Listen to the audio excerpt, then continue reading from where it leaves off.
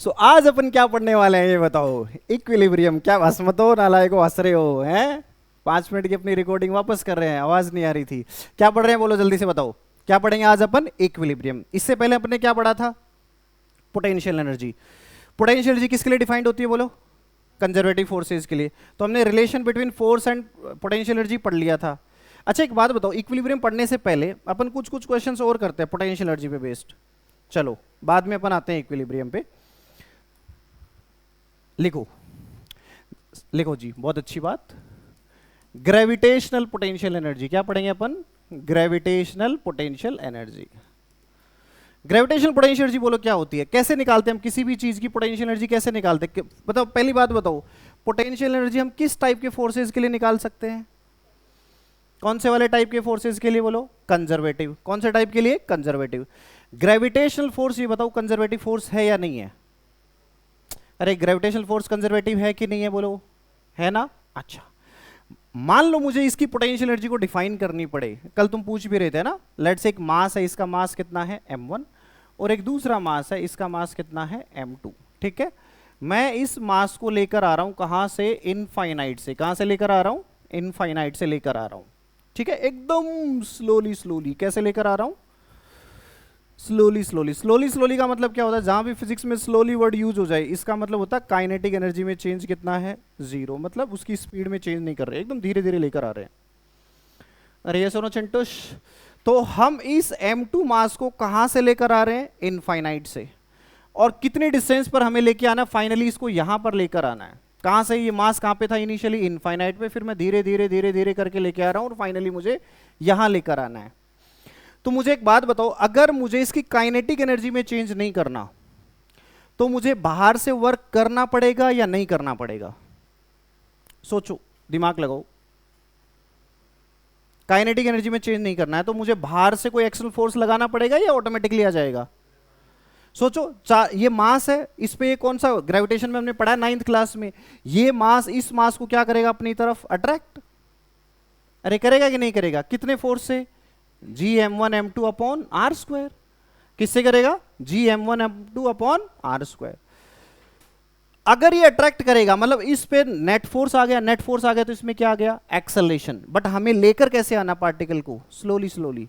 मतलब उसमें kinetic energy में चेंज नहीं होना चाहिए, मतलब उसकी स्पीड चेंज नहीं होनी चाहिए। अगर इस मास की स्पीड चेंज नहीं होनी चाहिए तो वो तभी हो सकती है जब मैं एक एक्स्ट्रा फोर्स और लगाऊं इस पर। कौन सी डायरेक्शन में? ऑपोजिट डायरेक्शन में। अरे ये सुनो चिंटुश, मुझे इक्वल एंड अपोजिट फोर्स लगाना पड़ेगा। अबे लगाना पड़ेगा ही नहीं लगाना पड़ेगा, तभी तो इस पे नेट फोर्स क्या होगा? 0। किसी भी ऑब्जेक्ट की अगर काइनेटिक एनर्जी में चेंज हमें नहीं करना है, काइनेटिक एनर्जी में नो चेंज, इसका मतलब उसकी स्पीड में कोई चेंज नहीं है। और स्पीड में कोई चेंज नहीं है इसका मतलब एक्सेलरेशन कितना होना चाहिए? 0। और एक्सेलरेशन तभी 0 हो सकता है जब उस पे नेट फोर्स क्या हो? 0। तो अगर मुझे इसका नेट फोर्स 0 करना है तो मुझे बाहर से एक फोर्स और लगाना पड़ेगा। अरे ये सुनो चिंटुश, क्या ये बात समझ में आ रही? हालांकि ग्रेविटेशन का टॉपिक मैंने यहीं पे ले लिया है, बट एक बार समझ लेते हैं अपना इसको अच्छे से, ताकि पोटेंशियल एनर्जी की फील आ जाएगी हमें। अरे ये सुनो चिंटुश, तो मुझे इस साइड में बोलो कौन सा फोर्स लग रहा है? ग्रेविटेशनल। तो मुझे ग्रेविटेशनल फोर्स के जस्ट अपोजिट इक्वल मैग्नीट्यूड का दूसरी डायरेक्शन में क्या लगाना पड़ेगा? फोर्स। तभी इस पर नेट फोर्स कितना होगा? 0। और तभी मैं इसको without changing in kinetic energy I can move this small mass from infinite to this particular position. अरे यस और नो? परफेक्ट। ठीक है जी। तो मान लो किसी, जब मैंने बताया था जब भी ऐसे, इसमें बताओ फोर्स कांस्टेंट है कि वेरिएबल है? फोर्स बोलो कितना लग रहा हो किसी भी इंस्टेंट पे, इस पे कितना फोर्स लग रहा होगा? तुम कहोगे Gm1m2 अपॉन आर स्क्वायर। अरे यही तो लग रहा होगा। कितना लग रहा होगा बोलो? Gm1m2 upon R square. मुझे फाइनली इसको आर पे लाना है, तो जब भी इसमें तो वेरिएबल फोर्स है कि कांस्टेंट फोर्स है? वेरिएबल। तो वेरिएबल फोर्स का हम वर्क डन कैसे लिखते हैं? वेरिएबल फोर्स का वर्क डन बोलो कैसे लिखते हैं? कैसे लिखेंगे बोलो? क्या होगा? Integration F dot D R. तो हम उसको कैसे सॉल्व करते हैं? हम कहेंगे इसको इस डिस्टेंस को लेट से बोल देते हैं आर नोट। आर को हम जेनेरिक डिस्टेंस बोल रहे हैं। तो किसी टाइम पर मान लो ये चार्ज पार्टिकल को जब हम इनफाइनाइट से लेके आ रहे थे तो ये यहां पहुंचा होगा, तो उस समय इस पर कितना फोर्स लग रहा होगा? ये डिस्टेंस लेट से कितनी है? आर। तो उस इंस्टेंट पे इस m2 मास पर कितना फोर्स लग रहा होगा बोलो? ये अरे ये सुनो चिंटूस, ये कौन सा फोर्स है? कौन सा फोर्स है ये? ग्रेविटेशनल। ग्रेविटेशनल फोर्स हमारा इतना हो गया, बोलो कितना? G m1 m2 upon R square. बोलो कौन सी डायरेक्शन में लग रहा है? लेफ्ट में। अरे m2 पर किस साइड में लग रहा है? लेफ्ट साइड में। ओके जी। अब मुझे इसका वर्कडन लिखना है, लेट से वर्कडन लिखूं मैं इस फोर्स का, ग्रेविटेशनल फोर्स का वर्कडन। तो बोलो वर्कडन क्या होता है? F dot D R. अरे ये सुनो चिंटूस, इस इंस्टेंट पे इस पे इतना फोर्स लग रहा है, तो इसको डी आर डिस्प्लेस कराने के लिए, ये डिस्प्लेसमेंट बहुत ज्यादा है कि बहुत कम है? बहुत कम है।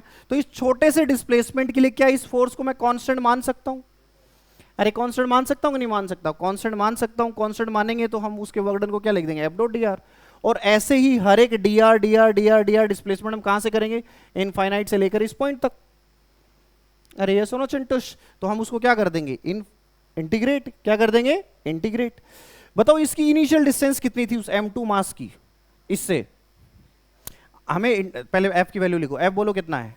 G m1 m2 upon R square.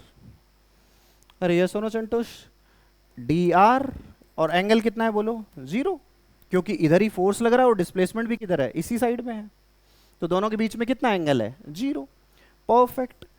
जी कांस्टेंट है, मास m1 कांस्टेंट है, ये भी कांस्टेंट है, ये तो इंटीग्रेशन के बाहर आ जाएंगे। अंदर क्या बचा हमारे पास बोलो? D R upon R square. हमें किसके रिस्पेक्ट में इंटीग्रेट करना है इसको? आर के रिस्पेक्ट में। तो हम लिमिट भी किसकी रखेंगे? आर की। आर की इनिशियल वैल्यू बताओ कितनी थी? कितनी थी? इनफाइनाइट। फाइनल बोलो कितनी वैल्यू होनी चाहिए आर की? R naught. परफेक्ट। ये वर्कडन आ गया। परफेक्ट, बहुत अच्छी बात। तो हम लिख देंगे G m1 m2 1/r square का इंटीग्रेशन बोलो क्या होगा? माइनस का 1/r। अरे r की पावर -2। इंटीग्रेशन का फॉर्मूला क्या लगेगा? r की power n+1 upon n+1 -2 + 1 upon -2 + 1 क्या हो जाएगा? -1/r। लिमिट कहां से कहां लिख देता हूं? अरे यही तो होगा, n+1 अपॉन n+1। तो -1/r कहां से कहां तक बोलो? इनफाइनाइट से लेकर r तक। तो ये फॉर्मूला हम इसमें पुट कर देंगे। तो -1/r माइनस माइनस प्लस हो जाएगा 1/इनफाइनाइट। बोलो क्या आ जाएगा? -Gm1 m2/r। अरे होगा कि नहीं होगा? ये क्या आया है? ये पोटेंशियल एनर्जी आई कि वर्कडन आया है? ये क्या है बोलो? वर्कडन। ये क्या चीज आया? वर्कडन। अच्छा वर्कडन बताओ किसके इक्वल होता है? बोलो क्या होता है? डेल्टा यू की minus delta you? Minus delta you. क्या होता है?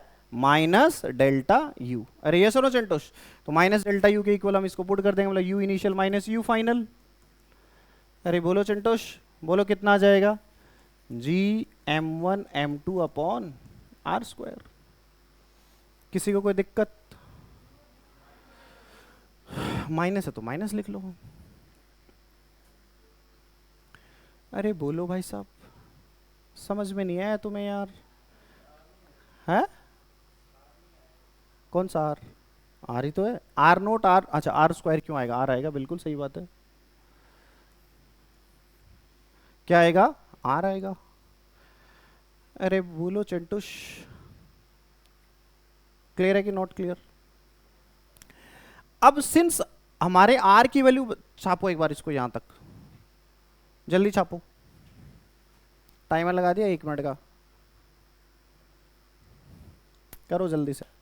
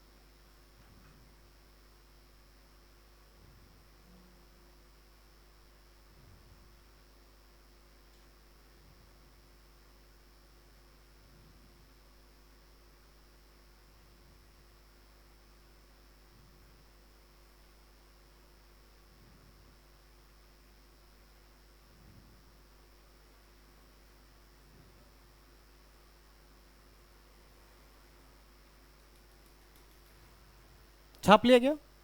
सो हमारा बोलो चेंज इन पोटेंशियल एनर्जी का फॉर्मूला कितना आया, G m1 m2 upon R।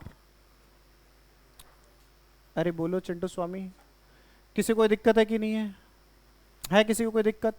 अच्छा एक बात बताओ, इसमें जो एनर्जी स्टोर हुई वो किस वजह से हुई, किस फोर्स की वजह से इसके अंदर एनर्जी आ रही है? ये जो एनर्जी आई, पोटेंशियल एनर्जी जो अपन बोल रहे हैं, वो किस फोर्स की वजह से आ रही है? ग्रेविटेशन की वजह से या एक्सटर्नल फोर्स की वजह से?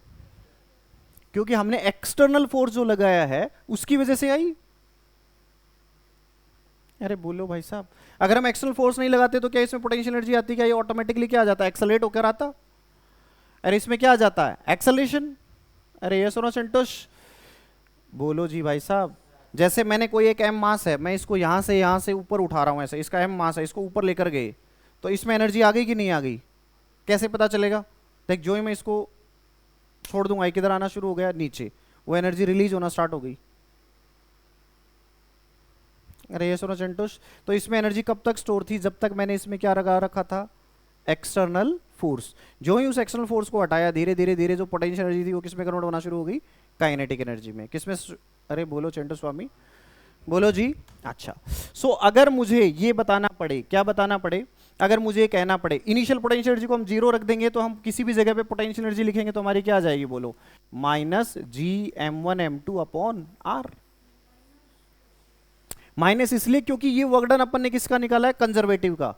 एनर्जी स्टोर किसकी वजह से हुई, एक्सटर्नल। तो दोनों वर्क क्या होंगे, इक्वल एंड अपोजिट। एक फोर्स इधर लग रहा था, दूसरा फोर्स किधर लग रहा था, इधर। तो अगर इस साइड में इसको डिस्प्लेसमेंट लेके जाएंगे तो इन दोनों के बीच में एंगल कितना हो जाएगा, 180। तो वर्क कैसा आ जाएगा, इक्वल एंड ऑपोजिट।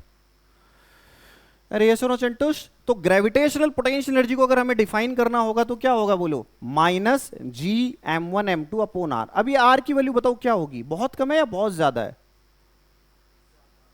बहुत ज्यादा है, क्योंकि अपन इसको कहां से लेकर आ रहे हैं, देखो, इनफाइनाइट से। कहां से लेकर आ रहे थे, इनफाइनाइट से। लेकिन अगर मैं बात करूं अर्थ की सरफेस के नियर बाई पॉइंट्स के लिए, ये मान लो उसकी रेडियस कितनी है, R, और मैं इसकी स्मॉल डिस्टेंसेस की बात करूं, H लेके चले, ठीक है चिंटूश? तो इसको हम देखो क्या लिख सकते हैं, हम लिख सकते हैं minus G m1 m2 upon, बोलो क्या लिख सकते हैं, स्मॉल r को क्या लिख सकते हैं, R प्लस H। अरे क्या लिख सकते हैं, R प्लस H। ये सुनो संतोष, बहुत अच्छी बात है। तो देखो G m1 m2 और यहां से अपन, अच्छा मैंने जो अभी डेरिवेशन करा ये किसके लिए करा था, पॉइंट मासेस के लिए। किसके लिए करा था ये डेरिवेशन, किसके लिए करा था, पॉइंट मास। अब उसमें से पहले वाले मास को m1 को लेट से मैं मान रहा हूं अर्थ है, क्योंकि इस वाले चैप्टर में अपन ग्रेविटेशन नहीं पढ़ेंगे, हम तो अर्थ के आसपास की बातें करेंगे। अरे समझ गए क्या, हम किसकी बातें करेंगे, अर्थ की। तो m1 में किसको ले रहा हूं, अर्थ को, और इसके पास किसी दूसरे पॉइंट को लेके जा रहा हूं, पॉइंट मास को। अब मैं कह रहा हूं बताओ इसके कारण इसकी कितनी पोटेंशियल एनर्जी होगी, हम निकालेंगे, क्योंकि पोटेंशियल एनर्जी तो किन्हीं भी दो मासेस के बीच में होती है। अरे ये सुनो चिंटूस, तो मैंने m1 को क्या ले लिया, अर्थ, m2 हमारा दूसरा जिसको हम इनफाइनाइट से अर्थ की विसिनिटी में लेकर आ रहे हैं। बहुत अच्छी बात है। क्या हो गया इसको, R मैंने यहां से कॉमन ले लिया, तो बोलो क्या बच जाएगा, 1 प्लस एच बाई आर। किसी को कोई तकलीफ है तो बताओ, है थोड़ी बहुत, बिल्कुल नहीं है, ओके। अच्छा सुन ध्यान से, इसको मैं R से ऊपर नीचे मल्टीप्लाई कर रहा हूं, कोई दिक्कत किसी को? माइनस का साइन तो हमारा है ही, minus G m1 upon R square into क्या आ जाएगा, बोलो, R into 1 plus H by R. अरे बोलो जी, है m2 है ना, रहेगा मतलब। Gm अपॉन R स्क्वायर बोलो क्या होता है, बोलो क्या होता है, जी। तो अगर हम ग्रेविटेशनल पोटेंशियल एनर्जी को लिखेंगे तो देखो क्या आ जाएगा, माइनस m2, ये क्या है, मास जो हमारा पॉइंट है, ये हमारा क्या है, G, और ये क्या आ जाएगा, बोलो, R into 1 plus H by R, ये आ जाएगा। बोलो जी, कोई दिक्कत किसी को? लिखो, क्या चेंज होगा, इनिशियल को तो जीरो रख दिया ना हमने,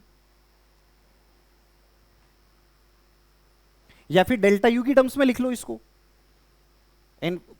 तो फिर किन्हीं भी दो पॉइंट का हम क्या निकाल लेंगे, डिफरेंस। हाँ, अभी थोड़ी देर पहले बताया था।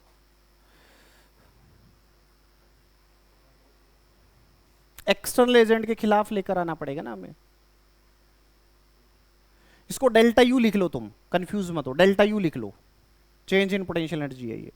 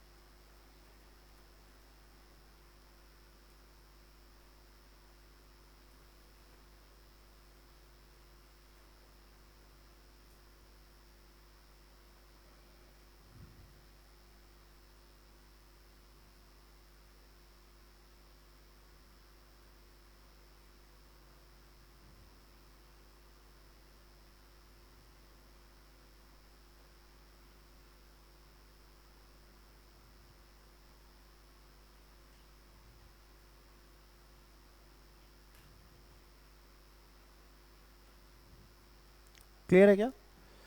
ये तो होगी ग्रेविटेशन पोटेंशियल एनर्जी, बट हालांकि इस चैप्टर में हमारा इसका कोई यूज नहीं होगा। हमारा जो यूज होगा ग्रेविटेशनल पोटेंशियल एनर्जी का, जो हम यूज करेंगे, उसमें हम यूज करते हैं when H is very very small. H क्या हो? Very small. बताया था ना कितना होना चाहिए, बोलो? Less than 2 kilometres. तो उस केस में हमारा ग्रेविटेशनल पोटेंशियल को, सॉरी, ग्रेविटेशनल फोर्स को हम ऑलमोस्ट क्या मान सकते हैं? कांस्टेंट। तो लेट्स से मैंने एक m मास का ब्लॉक है, अगर मैं इसको h हाइट ऊपर लेकर जा रहा हूं, यहां पर इतनी हाइट, यहां पर फाइनली मैं लेके जा रहा हूं इस m मास को, तो बताओ work done by conservative force कितना होगा?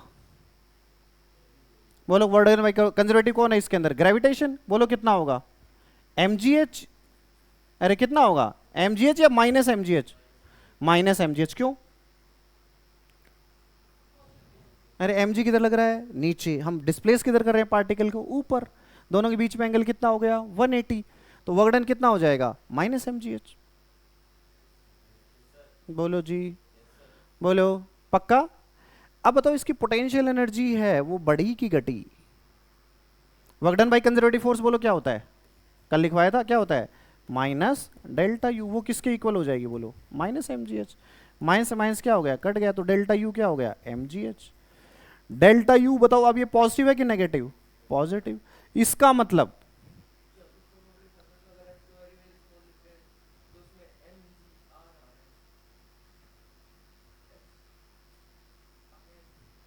एच बहुत स्मॉल है तो आर प्लस एच क्या हो जाएगा? आर ही हो जाएगा ना।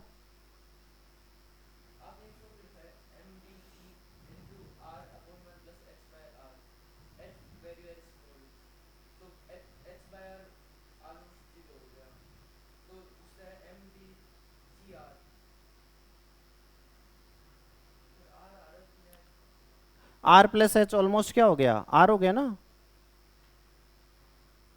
तो डेल्टा यू कितना आ गया? mgh। डेल्टा यू कितना आ गया? mgh। अरे ये सुनो चंटोश, तो अगर किसी भी m मास के ब्लॉक को अगर हम h हाइट ऊपर लेकर जाएंगे तो पोटेंशियल एनर्जी कितनी बढ़ जाएगी?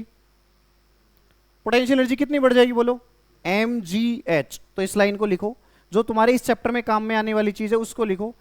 इफ एनी ब्लॉक, देखो, if लिखो,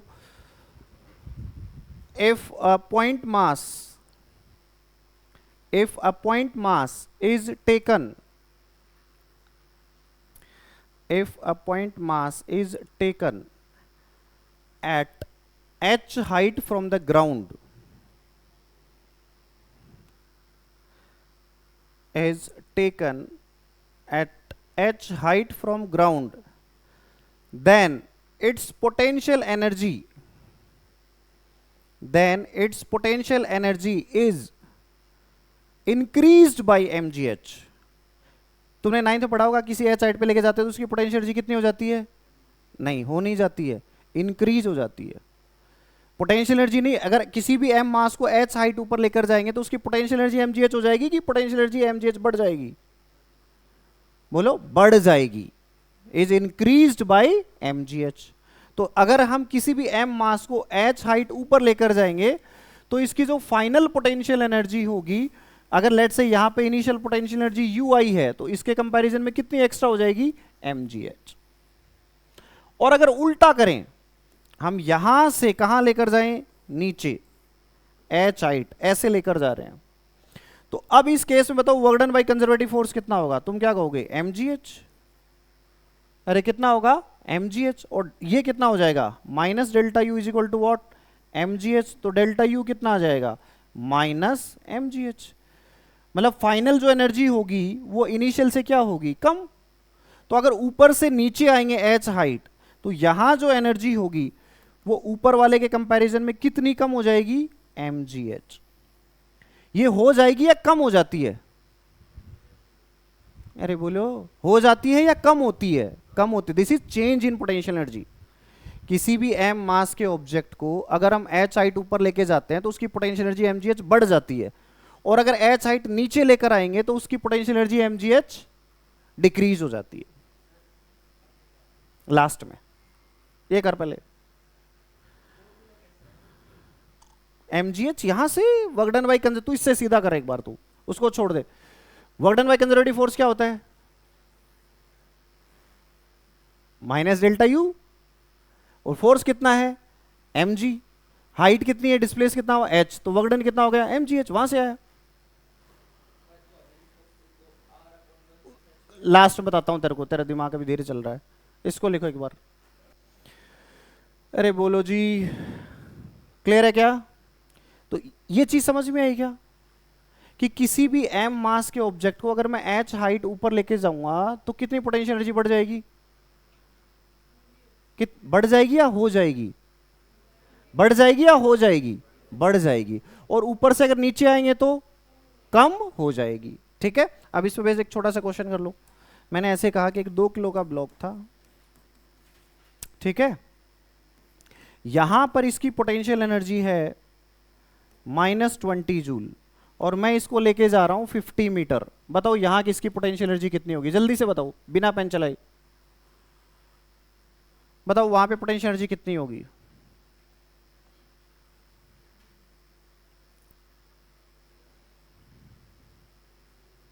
यहां पर है -20 जूल।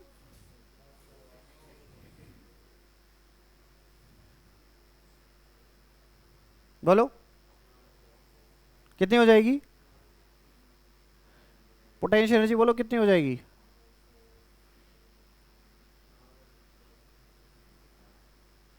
बोलो,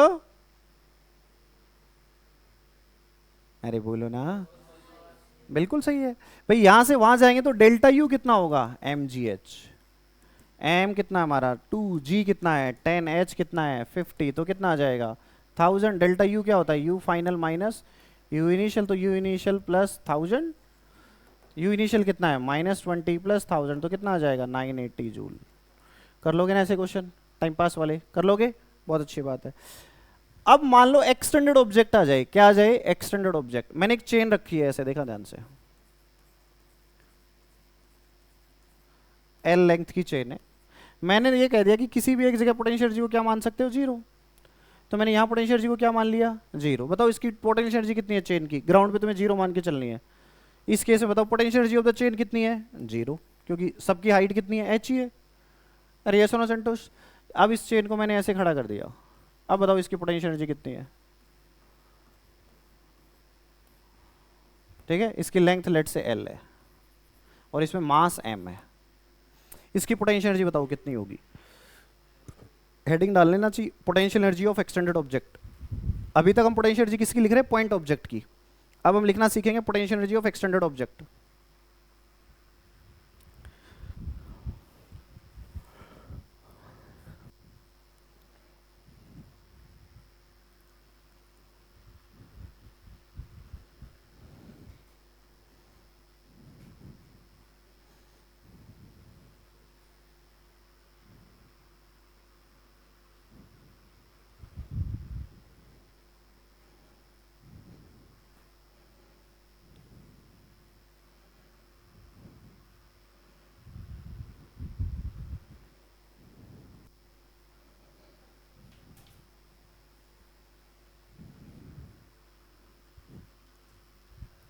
हाँ जी, टाइमर चल रहा है, अभी भी 17 मिनट होगी। चलो जी, कैसे करेंगे भाई साहब? क्या, अच्छा एक बात बताओ, क्या हर एक पॉइंट की इसकी हाइट सेम है कि अलग अलग है? अलग अलग है। अगर मैं इस जगह की पोटेंशियल एनर्जी जीरो मानूं, तो इस वाले पोर्शन की हाइट यहां से कुछ और है, इस वाले पोर्शन की यहां से हाइट कुछ और है, इस वाले पोर्शन की हाइट कुछ और है, और इस वाले पोर्शन की हाइट कुछ और है। तो बताओ ऐसे क्वेश्चन को हम कैसे सॉल्व करते हैं जब भी चीजें वेरी करती हैं? हाँ, क्यों, हमें कैसे सॉल्व करना पड़ेगा? इंटीग्रेशन करके। कैसे सॉल्व करना पड़ेगा? इंटीग्रेशन। हम कैसे करेंगे? हम कहेंगे यहां से किसी भी x पर जाके कि dx पॉइंट लेंगे छोटा सा, थोड़ा थोड़ा इंटीग्रेशन की फील लेना शुरू करो। इसके अगले चैप्टर में बहुत ज्यादा यूज होगा, इसके अगले नहीं, उसके अगले में। यहां से किसी x पे जाके मैंने एक dx एलिमेंट लिया, तो इस छोटे से dx एलिमेंट का मास कितना होगा? बोलो, मास ऑफ dx एलिमेंट बोलो कितना होगा, जल्दी बताओ तुम। dm कितना होगा बोलो? m by L into D x. अरे पर यूनिट लेंथ का मास कितना होगा? m by L. अरे l लेंथ में मास कितना है? m पर यूनिट लेंथ में कितना होगा? m by L. तो dx लेंथ में कितना होगा? m by L into D x. कई बार कर चुके अपन ये चीजें, लगाने दो हमें, उसका क्या करना है।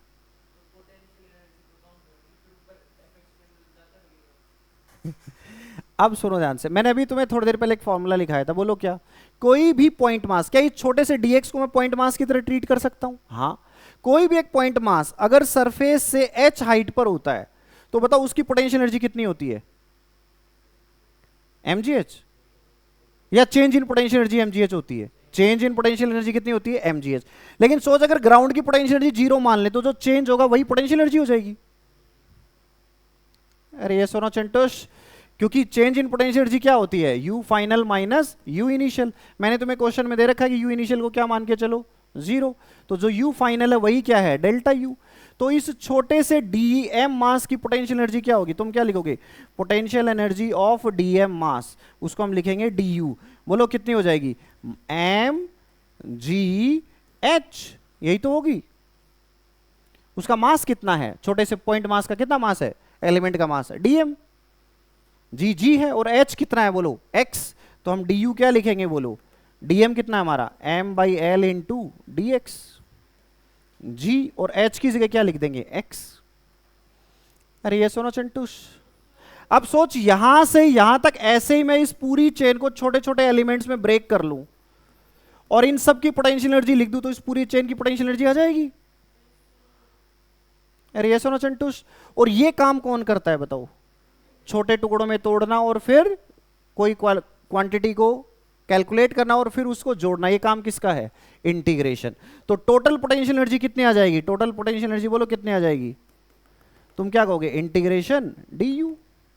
डी यू हमारा कितना है बोलो? M by L G X D X. इसका इंटीग्रेशन लिमिट बोलो कहां से कहां तक ले इंटीग्रेशन की?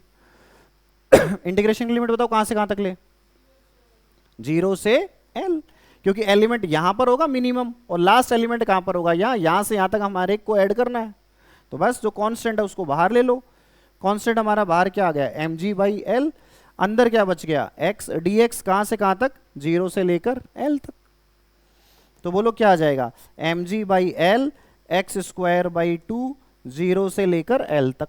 यस और नो जेंटोश? लिमिट पुल कर दो तो क्या आ जाएगा बोलो? तो आंसर क्या आ जाएगा पोटेंशियल एनर्जी का? M G L by 2। हाँ, किसी, अभी करवा रहा हूं, तू टेंशन क्यों ले रहा है?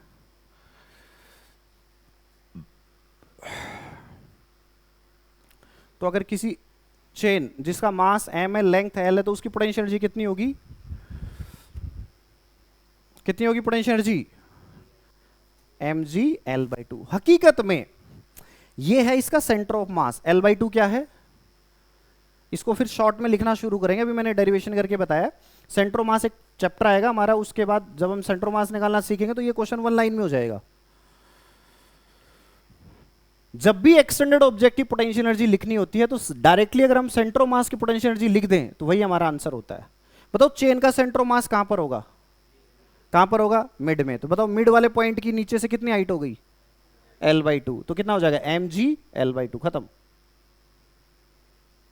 अरे ये सोना Santosh, that will be the short trick. लिखो,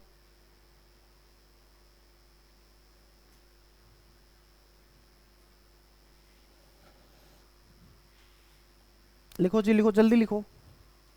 तुम में से कौन दिमाग लगा के करना चाहेगा? लेट्स से थीटा एंगल पे टिल्टेड है चेन। पहले इसको छापो पहले तो।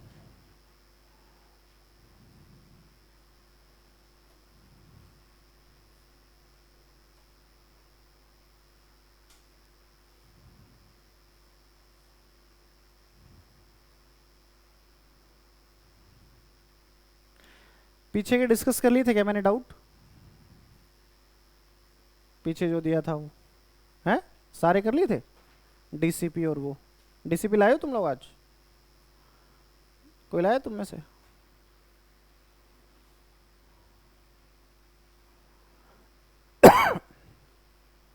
ध्यान चट्टू, आज का होमवर्क क्या था?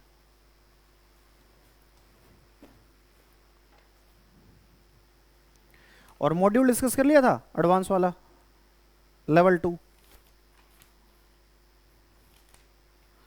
अरे ये बोल तो भाई कर लिया था, नहीं कर लिया था है? मॉड्यूल 1 कर लेना, इंट्रोडक्शन टू वर्क। हाँ,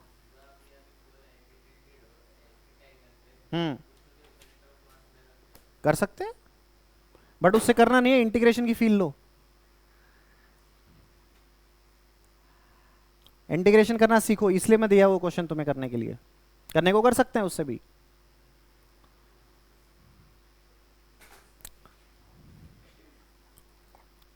दिमाग लगाओ, इससे तुम्हें इंटीग्रेशन करना आएगा, कैसे इंटीग्रेट करते हैं चीजों को।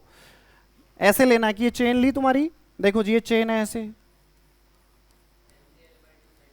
वेरी गुड, लेकिन इंटीग्रेशन करके कर। अभी भी नहीं किया तूने, झूठ बोल रहा है। अरे कर, क्योंकि अभी मैं वेरिएबल दे दूंगा तो वो फॉर्मूला गलत हो जाएगा। गलत नहीं होगा बट उससे आंसर नहीं आएगा, मेरे कहने का मतलब। बहुत सारी चीजें सिखाऊंगा अभी पोटेंशियल एनर्जी में तुम्हें, सोच ही रहा हूँ अब करवा ही दूं फिर साथ साथ ही। ये लेंगे हेल्थ है, क्योंकि आज स्लाइड्स ऐड करना भूल गया मैं, पहले सोचा कर देते हैं खत्म उसको। देखो जी, सुनो ध्यान से, ये थीटा एंगल देखो कैसे करेंगे। वही सब चीज हम कहेंगे, एक्स पे गए और हमने एक dx एलिमेंट लिया। इस छोटे से dx एलिमेंट को हम स्टडी कर रहे हैं, ये छोटा सा dx है, छोटा सा dx एलिमेंट। इस छोटे से dx एलिमेंट की पोटेंशियल एनर्जी क्या होगी? पहले तो बताओ dm कितना होगा इसका? dm तो वही होगा m/l इंटू dx। और इस छोटे से की पोटेंशियल एनर्जी कितनी होगी? वो भी कितनी होगी? dm into g into h। अब h हमें कौन सी चाहिए होती है? लेंथ चाहिए होती है या वर्टिकल हाइट चाहिए होती है? याद करो, ग्राउंड से हमें क्या चाहिए होती है? Vertical height. मैंने लिखवाया भी था तुम्हें वर्क डन के टाइम पे, ग्रेविटेशन के वर्क डन में mgh होता है, उसमें h क्या होती है? Vertical height. तो वर्टिकल हाइट हमारी बोलो क्या होगी? ये वाली। तो अगर ये x है तो ये h कितना होगा बोलो? x sine theta. अरे h upon X is equal to क्या आ गया? Sine theta. तो h की जगह क्या लिख दोगे तुम? dmgx sine theta. अब ध्यान से देखो, dm की जगह लिख दो m/l into D X into G into X into sine theta. ये हमारा आ गया du। ओके, अगर मुझे नेट पोटेंशियल एनर्जी निकालनी है तो मैं क्या कहूंगा? क्या हो गया? अच्छा, नेट पोटेंशियल एनर्जी निकालनी है तो मैं इसका क्या कर दूंगा? पूरे का इंटीग्रेशन। तो ध्यान से देखो उसमें क्या क्या चीजें कांस्टेंट है, M G sine theta L, ये तो कांस्टेंट है। अंदर क्या बच गया? एक्स डी एक्स, लिमिट कहां से कहां तक? 0 से लेकर एल तक। तो ये क्या आ जाएगा बोलो? M G sine theta upon L, L square by 2, L से एल कट गया तो ये आ जाएगा M G sine theta L by 2। खत्म। किस किस का सही था? वेरी गुड, इंटीग्रेशन से, जुगाड़ से नहीं। तो ये आ जाएगा M G L sine theta by 2। बोलो यहां तक किसी को कोई दिक्कत हो तो?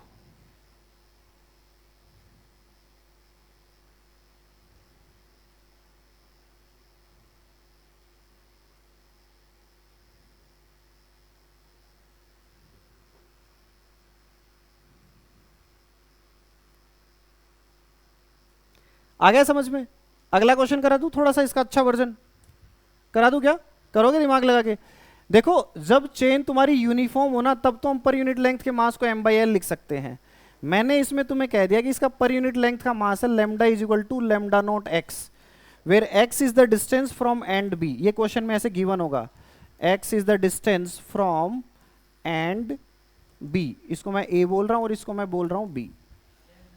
लैम्डा है मास पर यूनिट लेंथ, इसकी यूनिट दे रखी होगी तुम्हें kg पर मीटर, तुम्हें खुद से समझना होगा क्वेश्चन में। This is what mass per unit length, ठीक है जी।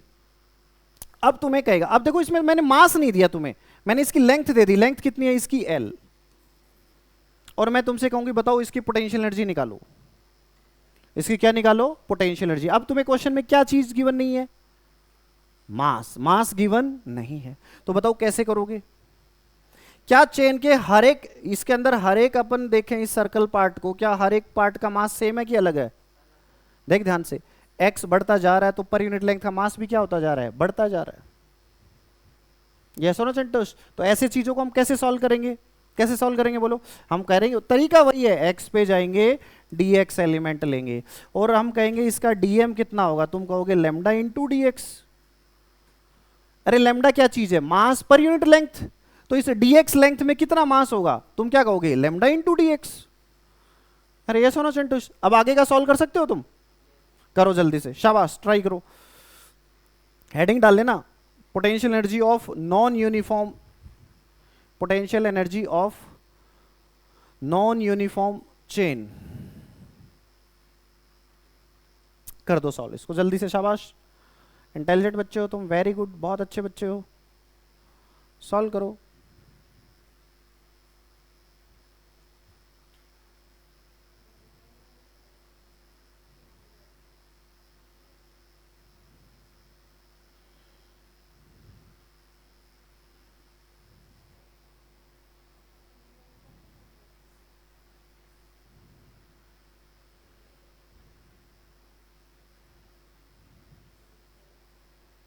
हाँ,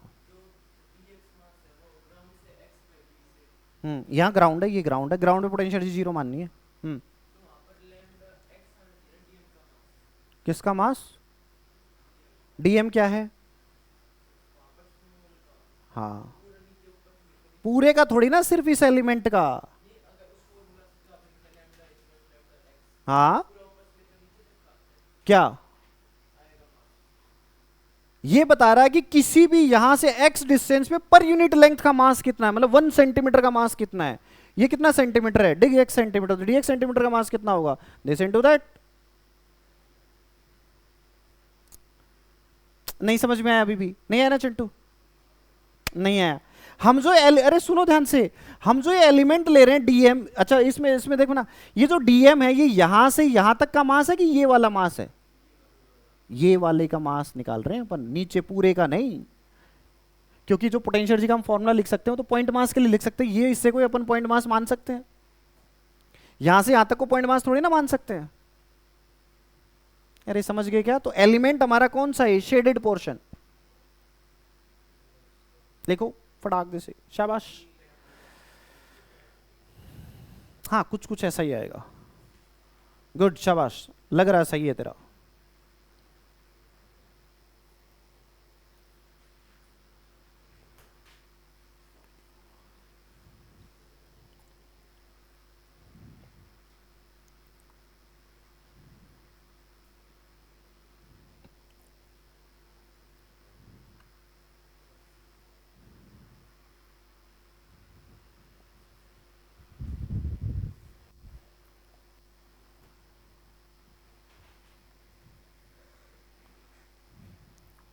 करें जी, देखो कैसे करेंगे। ये हमारा डीएम आ गया, तो छोटी सी पोटेंशियल एनर्जी क्या होगी? तुम क्या कहोगे? DM into G into H. DM हमारा कितना है बोलो? Lambda into DX. ये हमारा डीएम है, जी ये है, और एच की वैल्यू कितनी है? एक्स है। बहुत अच्छी बात है, लेमडा की जगह लिख दो lambda naught X D X G into x.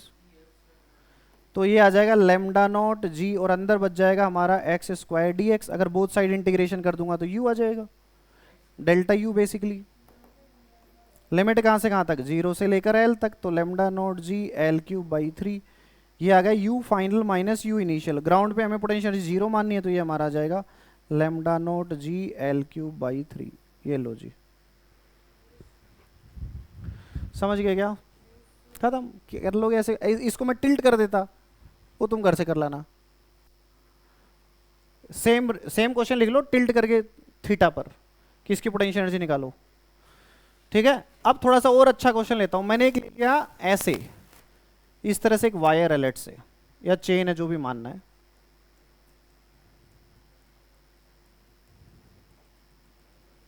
ठीक है चिंटुश, मैंने कहा कि ये सेमी सर्कुलर फॉर्मेट में रखी हुई है ऐसे, इसकी रेडियस है आर, रिंग है, इसको मैंने ऐसे रख रखा है। ठीक है, मैंने कहा कि इसकी रेडियस कितनी है आर और इसका मास कितना है एम। जल्दी से इसकी पोटेंशियल एनर्जी बताओ कैसे निकालते, सुनो ध्यान से। है, लिखो potential energy of circular arc ring, potential energy of circular arc ring. और तुमसे कहे कि बताओ भाई साहब इसकी पोटेंशियल एनर्जी निकालो। देखो कैसे निकालेंगे। अब एक चीज बताओ, पिछले वाले में तो हमें एक चीज पता थी कि हर एक, पहले लिख लो एम है, मास है इसका। हाँ, इस पूरे का मास, यहां से यहां तक का पूरा मास कितना है एम, और इसकी रेडियस कितनी है आर। यूनिफॉर्म है, रिंग कैसी है यूनिफॉर्म। देखो इस तरह के क्वेश्चन कैसे सॉल्व करते हैं, तुमने अभी करे नहीं इसलिए तुमसे होंगे नहीं। देखो कैसे करते हैं, हम कहेंगे किसी थीटा पर जाके हम एलिमेंट लेंगे एक छोटा सा डी थीटा का एलिमेंट। सीख लो, अभी इंटीग्रेशन की फील आनी शुरू हो जाएगी तुम्हें। क्या करेंगे, थीटा पे जाके किसको लेंगे, एक डी थीटा। ये डी थीटा दिखने में बड़ा दिख रहा है ताकि तुम्हें दिखाई दे, हकीकत में ये ऐसे हैं पॉइंट, थीटा और डी थीटा एकदम नजदीक नजदीक, समझ गए ना? अरे बोलो जी, ठीक है ना? ओके जी, ये इस एलिमेंट को हम देखें, इसको हम क्या पॉइंट मास की तरह मान सकते हैं? अगर ये डी थीटा बहुत छोटा है तो डी थीटा इसके बगल में ही होगा ना ऐसे, तो इसको अपन क्या मान लेंगे, ऑलमोस्ट पॉइंट मास। नहीं समझे? समझ गए ना? अच्छा, तो इस डीएम मास, पहले सबसे पहली बात बताओ, इस डीएम मास कितना होगा? ये डीएक्स एलिमेंट हो गया। पहले बताओ डीएक्स आर और थीटा में क्या रिलेशन होगा? ये वाला भी हिस्सा सर्कुलर आर्क है, ये एंगल कितना है डी थीटा।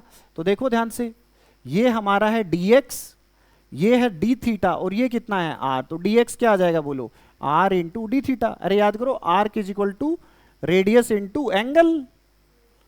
अरे पढ़ा था ना अपन ने। तो इस dx की वैल्यू कितनी हो जाएगी बोलो, r डी थीटा। dx की वैल्यू कितनी हो जाएगी, r डी थीटा। परफेक्ट। इस dx हिस्से का मास कितना होगा बोलो, mass of small element dx। बोलो कितना होगा, इसके बाद बस खत्म हो गया question. Mass of small element बोलो dx कितना होगा, तुम क्या कहोगे, dm। छोटा सा एलिमेंट है इसलिए उसका मास क्या लिखेंगे, dm। और dm कितना होगा बोलो, लेमडा इंटू dx। लेमडा क्या होता है बोलो, मास पर यूनिट लेंथ। इसमें सिंस यूनिफॉर्म है तो मास पर यूनिट लेंथ को हम क्या लिख देंगे, m upon l into dx। l को मैं बाद में लिख दूंगा π/2r।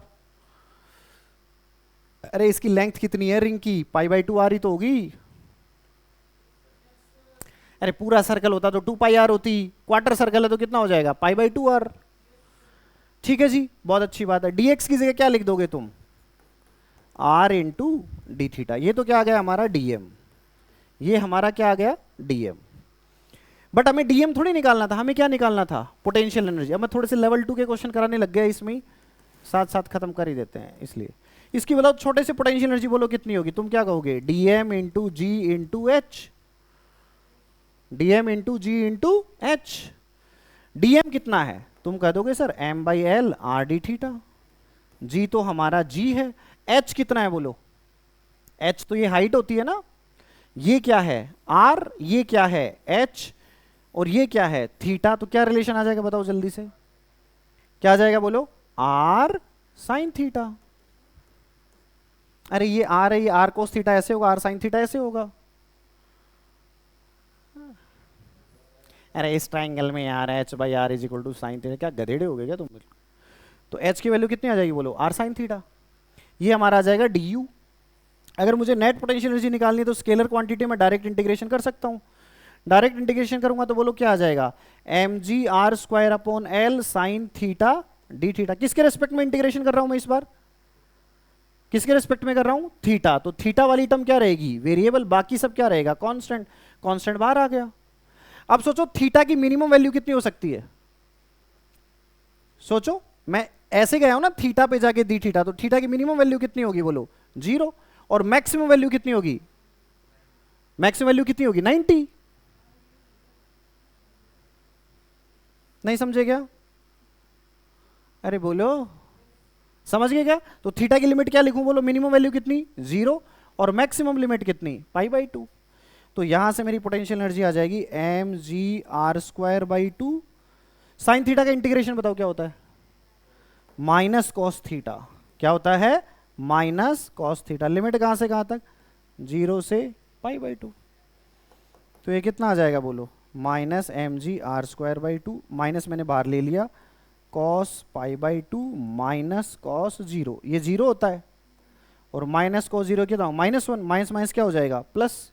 तो पोटेंशियल एनर्जी कितनी आ जाएगी बोलो, M G R square by 2 L. L भूल गए भाई साहब, ये एल भी चल रहा था ना साथ साथ, अरे एल आ रहा था ना यहाँ पे, तो ये एल रह गया। एल की वैल्यू रख दो बस इसमें, एल क्वेश्चन में थोड़ी दे रखा है हमें। एल कितना होगा बोलो, π/2 इंटू आर। अरे ये लेंथ कितनी है टोटल इसकी, π/2 इंटू आर। 2 से 2 कट गया, तो एम जी, एक आर से आर भी कट गया, तो कितना आ जाएगा, M G R upon pi. देख लो कोई मिस्टेक ना हो गई हो, बाकी सब ठीक है। हाँ क्यों हुआ, 2 कहां से आया, सही बात है, अरे 2 कहां से आया रे, ये 2 एल की जगह एल लिखना था, मैंने 2 लिख दिया वहां पे, है ना। हाँ M G R square upon L, बिल्कुल सही बात है। तो ये 2 नहीं होगा, अगर ये 2 नहीं होगा, यहां भी 2 नहीं होगा, बिल्कुल सही बात है। तो पोटेंशियल एनर्जी कितने आ जाएगी बोलो, M G R square upon L, यही होगी। अरे माइनस माइनस क्या हो गया, प्लस, और एल की वैल्यू पुट कर देंगे, हाँ आर स्क्वायर, और एल कितना हमारा, π/2 आर, आर से आर कट गया, तो ये आ जाएगा, बिल्कुल सही आंसर आया, M G into 2r upon pi, क्योंकि इसका सेंट्रोमास की डिस्टेंस होती है यहाँ से 2r अपॉन पाई। पढ़ेंगे अपन सेंट्रोमास चैप्टर के अंदर निकालेंगे। इसका सेंट्रोमास कहाँ पर होगा बोलो, 2r अपॉन पाई डिस्टेंस पर होता है।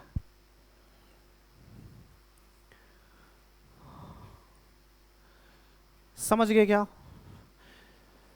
तो हेडर के ऊपर एक लाइन लिख लोगे, बहुत ही इंपॉर्टेंट लाइन, क्या लिखोगे बोलो, अगर कोई भी ऑब्जेक्ट एक्सटेंडेड होता है तो उसमें अगर हमें पोटेंशियल एनर्जी लिखनी होती है तो हम उसमें किसकी पोटेंशियल एनर्जी लिखते हैं, सेंटर ऑफ मास की।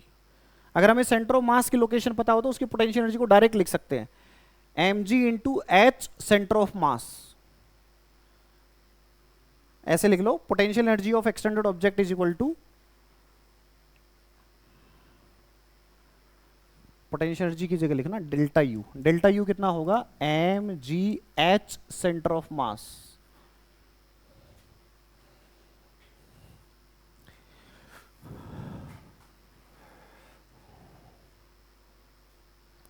एच किसका लिखेंगे हम, H is the height from ground, किसकी हाइट, सेंटर ऑफ मास की। अगर हमें सेंटर ऑफ मास पता हो तो हम डायरेक्ट उसकी पोटेंशियल एनर्जी लिख सकते हैं, M G H C M. छाप लो जल्दी जल्दी छापो भैया।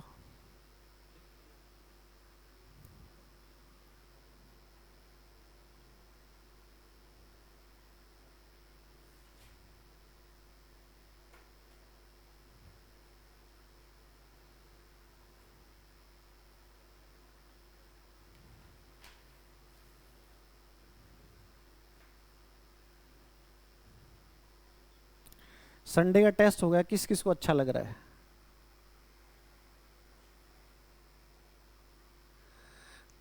किस किस को बुरा लग रहा है, क्यों भाविश क्या हो गया, है पेपर, पेपर क्यों मौज करते हैं फिर उस दिन, तुम्हारे लिए नाला, अच्छा उसका फोन आ गया एमटीजी वाले का, तुमने पूछा कल उसे,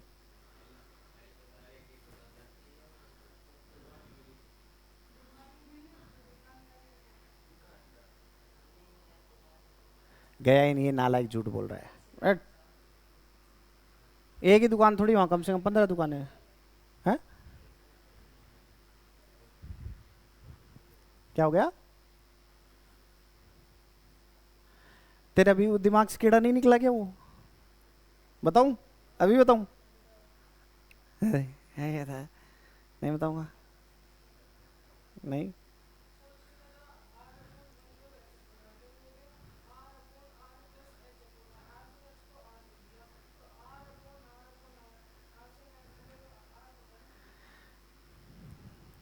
तुम देखो क्या आया था हमारा रिजल्ट, बताओ डेल्टा यू कितना आया था? M G R into 1 + h/r।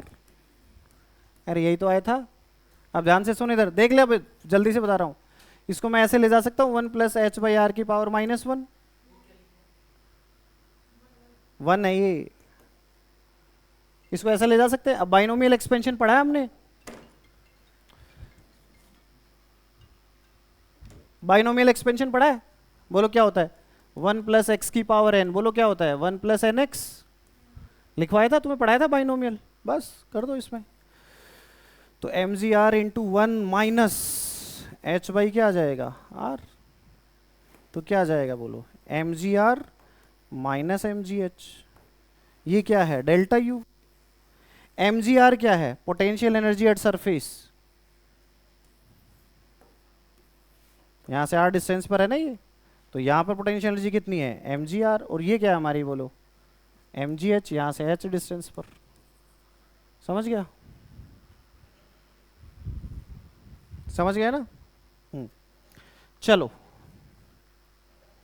But हालांकि इसको अपन कहां पे यूज करेंगे? यहां पे मैंने तुम्हें डायरेक्ट ये लिखवा दिया ना, डेल्टा यू। इस वाली टर्म को मैं किधर ले गया भाई साहब? इस साइड में। अरे बोलो, तो वो क्या आ जाएगा हमारे? M G H. ठीक है, किस में? अरे बाहर माइनस का साइन भी तो था, यहां पे माइनस भी तो था। माइनस यहां पे क्या हो जाएगा? प्लस हो जाएगा। ठीक है, ओके। अब अपन वापस जाते हैं अपनी स्लाइड्स पे। अब हम आते, पोटेंशियल एनर्जी निकालनी है आगे ना एक्सटेंडेड ऑब्जेक्ट की। कैसे निकालेंगे एक्सटेंडेड ऑब्जेक्ट की पोटेंशियल एनर्जी? बोलो M G into H of centre of mass. Centre of mass की लोकेशन आ जाए, हम डायरेक्ट उसकी क्या लिख सकते हैं? Potential energy. कितनी आ जाएगी बोलो? M G H. बहुत अच्छी बात है। अब लिखो इक्विलिब्रियम। अब हम क्या पढ़ेंगे? इक्विलिब्रियम। इक्विलिब्रियम क्या होता है भाई साहब बताओ? सबसे पहली बात, इक्विलिब्रियम क्या होता है बताओ जी? इक्विलिब्रियम फिजिक्स में जहां भी इक्विलिब्रियम वर्ड यूज हो जाए उसका मतलब, मैकेनिक्स में वैसे अगर कहीं भी इक्विलिब्रियम वर्ड यूज हो जाता है उसका मतलब होता है कोई भी दो चीज इक्वल होना। केमिस्ट्री में तुमने पढ़ा होगा इक्विलिब्रियम, पढ़ा है क्या? Chemical equilibrium, rate of forward reaction is equal to rate of backward reaction. तुम ऐसे क्यों देख रहे हो? पढ़ा है नहीं क्या तुम्हें? है केमिकल इक्विलिब्रियम। थर्मल इक्विलिब्रियम का मतलब इधर का टेम्परेचर इज इक्वल टू इधर का टेम्परेचर। इक्विलिब्रियम का मतलब कोई दो चीज क्या हो जाए? इक्वल। एफ नेट जीरो का मतलब क्या है? इधर का फोर्स इज इक्वल टू इधर का फोर्स। दो forces opposite, equal and opposite हो तो क्या हो जाता है? Net force zero. और हम क्या कह सकते हैं? टॉर्क नेट क्या होना चाहिए चिंटू? जीरो। सिंस इस चैप्टर से पहले हम टॉर्क पढ़ते नहीं है, इसलिए हम टॉर्क के बारे में चिंता करेंगे नहीं। फिलहाल हमें इक्विलिब्रियम के लिए सिर्फ किसको जीरो करना है? फोर्स। किसको जीरो करना है? फोर्स। परफेक्ट। अरे ये सुनो संतोष, अब सुनो ध्यान से। फोर्स और पोटेंशियल एनर्जी में कल मैंने एक फॉर्मूला लिखाया था, बोलो क्या होता है? Minus D U by D R. ए चिट्टू स्वामी, क्या दिक्कत है बता तेरे? तो लिख एफ इज इक्वल टू क्या आ जाएगा बोलो? Minus D U by D are. बोलो जी, अगर फोर्स को जीरो करना है कब जीरो हो सकता है? सोचो। अरे इक्विलिब्रियम के लिए, फॉर इक्विलिब्रियम के लिए बोलो क्या होना चाहिए? फॉर इक्विलिब्रियम एफ जीरो होना चाहिए। इसका मतलब मैं ये भी कह सकता हूं slope of U R graph वो कितना होना चाहिए? जीरो, या पैरेलल टू एक्स एक्सिस। यही तो हुआ डिफरेंशिएशन का मतलब। बताओ ग्राफिकल मीनिंग क्या होता है? डिफरेंशिएशन का ग्राफिकल मीनिंग क्या होता है? स्लोप। सोच, अगर इसका एफ जीरो होना चाहिए मतलब यू का डिफरेंशिएशन क्या होना चाहिए? जीरो। और यू का डिफरेंशिएशन जीरो कब होगा? जब उसका स्लोप क्या हो? जीरो। अरे ये सोना चंटुश, इसका मतलब इक्विलिब्रियम होने के लिए हमें एक चीज तो पता होगी, क्या होनी चाहिए बोलो? यूएक्स ग्राफ का जो स्लोप है वो क्या होना चाहिए? 0। तो इस बात को लिख लो, for equilibrium slope of UX graph must be 0। PTM भी है भाई तुम्हारी संडे को ना, हो ही नहीं, कई दिन हो गए, सारे काम एक साथ हो जाएंगे।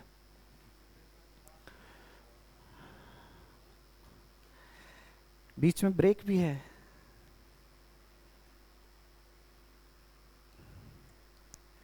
सारे सारे अत्याचार एक साथ कर दिए सर आपने हम पे, हैं? पेपर भी रख दिया। पेपर एक रख दें तुम्हारा? नहीं, दूसरा पेपर अगले दिन कर देंगे 9 से 12, संडे को नहीं, मतलब मंडे को,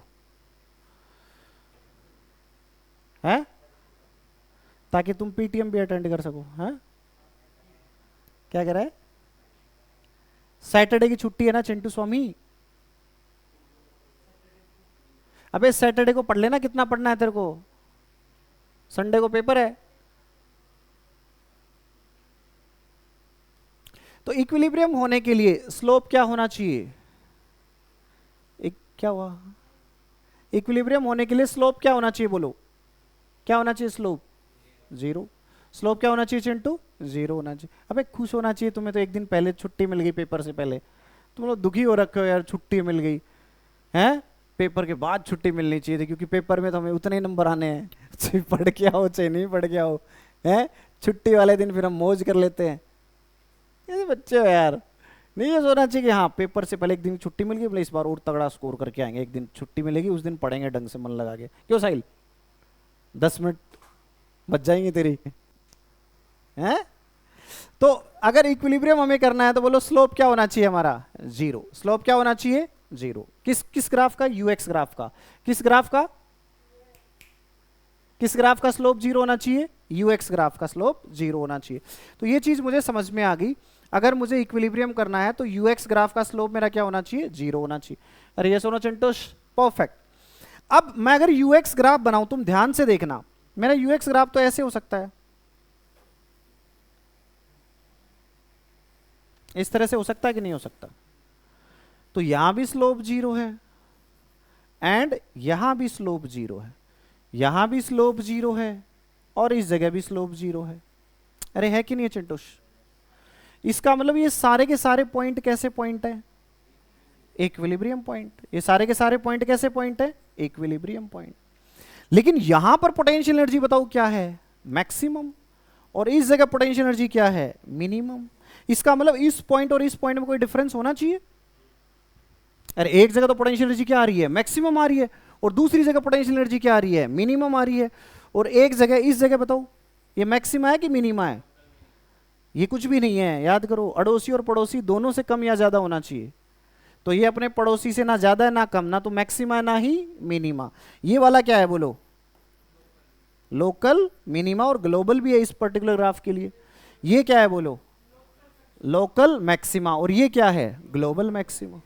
पढ़ा था मैक्सिमम मिनिमा डिफरेंशिएशन में। अब देखो यहाँ पे यूज आना शुरू हो जाएगा उन चीजों का। इसका मतलब इस वाले में, इस वाले पॉइंट में कुछ ना कुछ तो डिफरेंस होना चाहिए। ये भी इक्विलिब्रियम पॉइंट है, ये भी इक्विलिब्रियम पॉइंट है, बट दोनों अलग अलग तरह के इक्विलिब्रियम बता रहे हैं। कैसे? एक मैं प्रैक्टिकल एग्जांपल बताता हूं। लेट्स से मैं यहां पर कोई बॉल रखता हूं,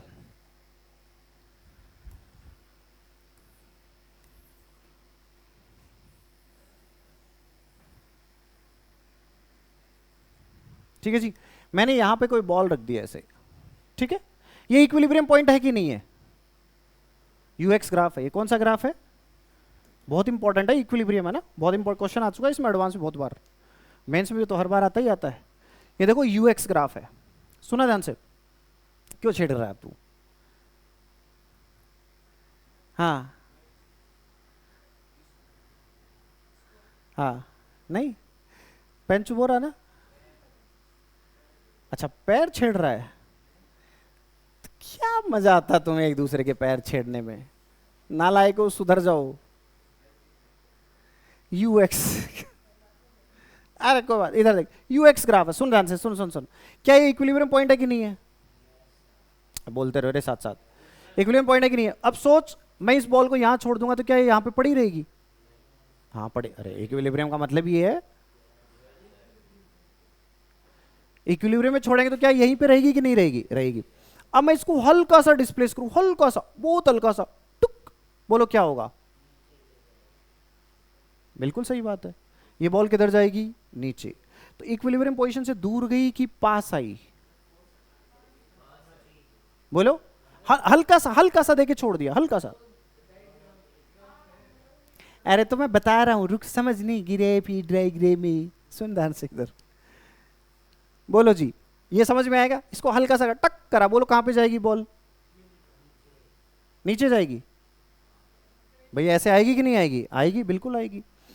तो ये बताओ, ये एक इक्विलिब्रियम है, ठीक?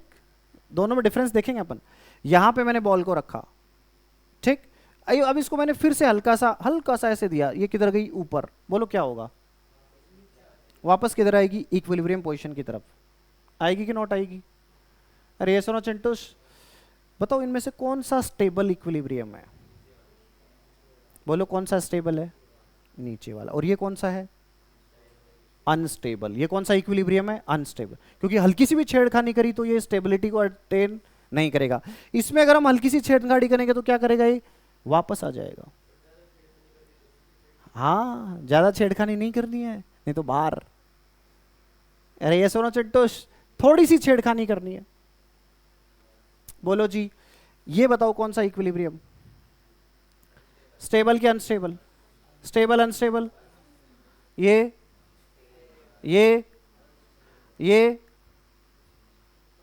न्यूट्रल। ये कौन सा? न्यूट्रल। तो बताओ इक्विलिब्रियम कितने टाइप के? 3। ये इसलिए, सुन ध्यान से, मैंने इसको हल्का सा छेड़ के यहां रख दिया, ये कहां पड़ा रहेगा? वहीं पड़ा रहेगा, ना तो आगे जाएगा ना लौट कर आएगा। तो ये क्या है? न्यूट्रल। इसके साथ छेड़खानी करो तो इसके ना वापस आने की टेंडेंसी है और ना दूर जाने की टेंडेंसी है। इसमें देखो क्या हुआ, हल्का सा छेड़खानी करने पे इससे कहां चला गया? दूर। अरे ये सुनो चिंटूस, इस पर अगर मैं बॉल को रखूंगा और इसको हल्का सा छेड़खानी करा तो इसके किधर आने की टेंडेंसी है? वापस इक्विलिब्रियम पॉइंट की तरफ। अरे ये सुनो चिंटूस, तो ये कौन सा वाला इक्विलिब्रियम हुआ? स्टेबल। ये वाला कौन सा हुआ?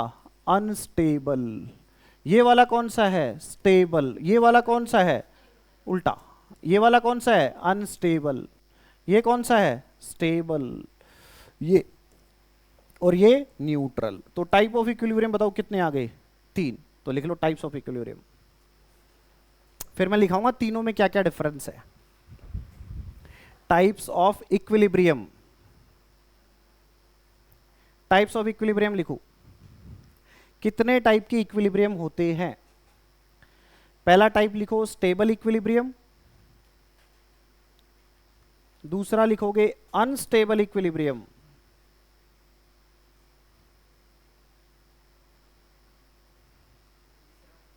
न्यूट्रल।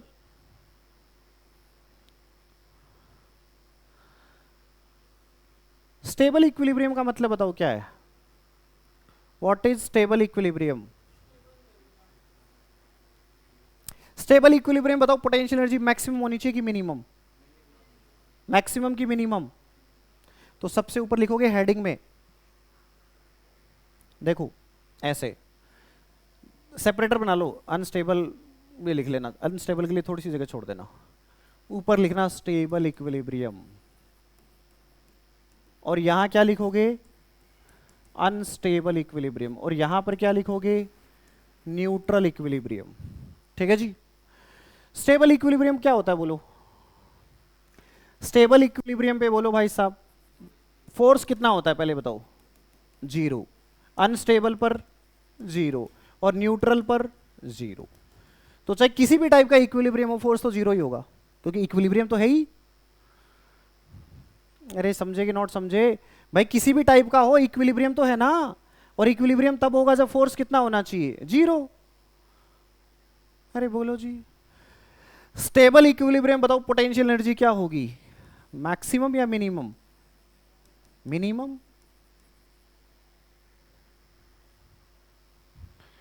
एक बात बताओ, तुम सुबह सुबह खाना खा के आते हो, तुम्हारे पास एनर्जी होती है, तो तुम ज्यादा स्टेबल रहते हो या कम स्टेबल रहते हो? सुबह आते ही नहीं है, ये देखो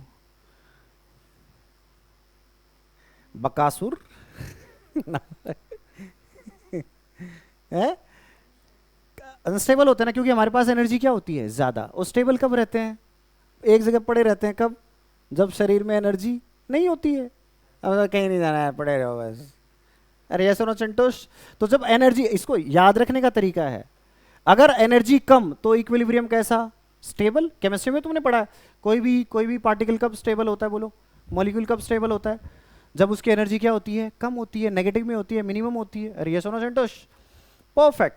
तो अगर पोटेंशियल एनर्जी मिनिमम है, उस केस में कौन सा इक्विलिब्रियम, स्टेबल की अनस्टेबल, और अनस्टेबल के केस में क्या होगी, मैक्सिमम। लोकली या ग्लोबली दोनों हो सकता है ना, लोकल और ग्लोबल कुछ भी हो सकता है। ये हम मैक्सिमा मिनिमा में पढ़ चुके हैं ना चिंटोश। और न्यूट्रल में बस अब ना तो लोकली मैक्सिमा है ना लोकली मिनिमा है। क्लियर है क्या चिंटू, बोलो भाई साहब। क्यों, ये चिंटू मैं ऐसे ग्राफ बना देता, देख।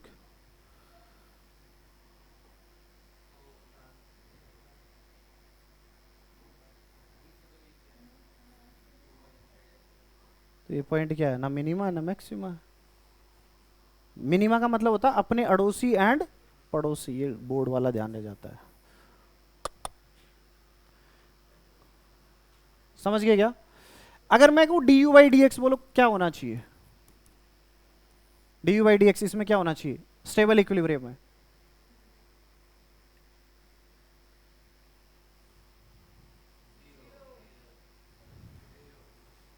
क्या होना चाहिए, क्यों, एफ नेट क्या है, जीरो। तो D U by D x इसमें भी जीरो होगा, इसमें भी जीरो होगा, इसमें भी जीरो होगा। ठीक है जी। ये x लिखना जरूरी है, मैं y भी लिख सकता हूं क्या, हाँ। x डायरेक्शन के लिए स्टडी करेंगे तो x के साथ डिफरेंशिएट करेंगे, y डायरेक्शन को स्टडी करेंगे तो y के साथ, और z डायरेक्शन को डिस्कस करेंगे तो z के साथ। क्यों,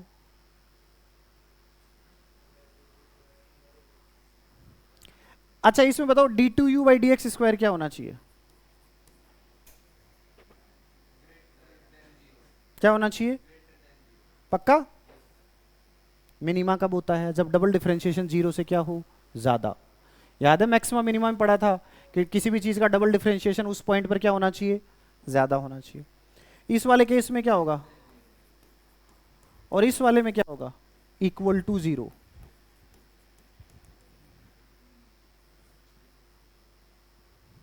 समझ में आ गई बात, तभी तो न्यूट्रल होगा, ना मैक्सिमा ना मिनिमा, बट स्लोप जीरो है।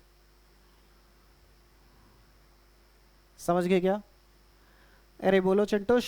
ग्रेटर देन जीरो तो ये, लेस देन जीरो तो ये, तो ये तो ये। अच्छा एक और चीज सुनो, what about D F by D X, बताओ।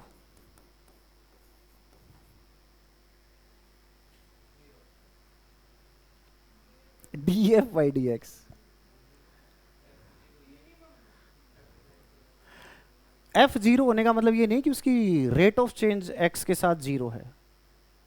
देख ध्यान से, मैंने एफ एक्स ग्राफ ऐसे बनाया, तो इस जगह एफ की वैल्यू जीरो है, बट स्लोप जीरो थोड़ी ना है। दिमाग लगाओ, तुम्हारे सामने है आंसर।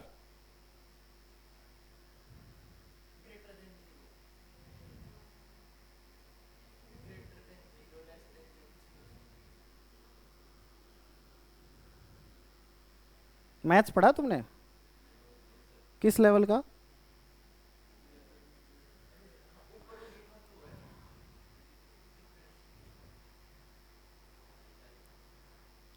चल मैं आगे पढ़ाऊंगा ही नहीं, तुम्हें बताना है ये।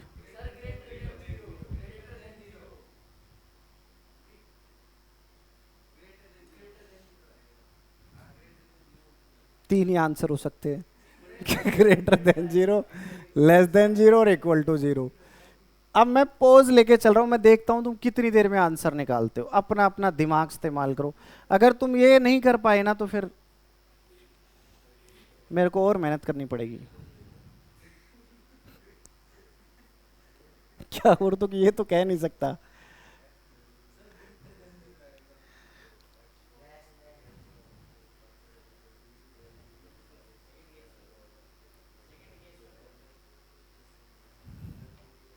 मुझे इसमें बताओ,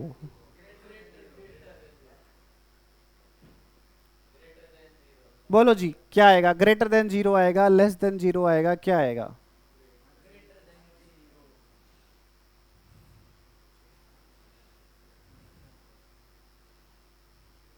सबको आ गया क्या? सबका यही है? किसी का इसके अलावा है तो भी बोल देना है। लेस देन जीरो है, चलो एक तो मुर्गा है। और किसी का आया हो? ग्रेटर देन जीरो किस किस का आया?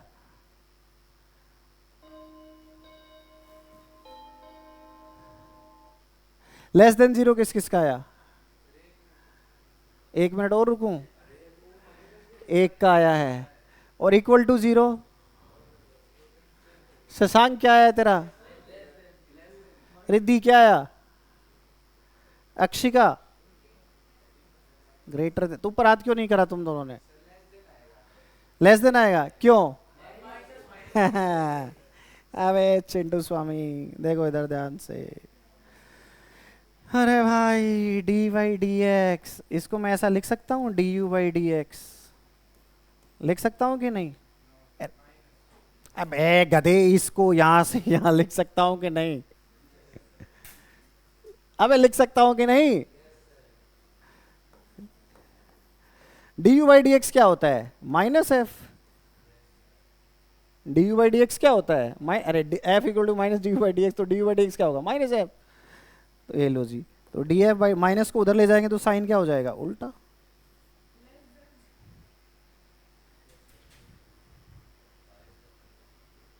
भावेश का सही था, वेरी गुड।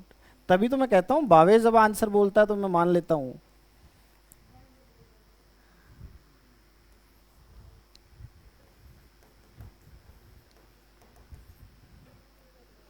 इसका मतलब ये नहीं कि तुम और कुछ बोलोगे तो मैं नहीं मानूंगा। करो जी।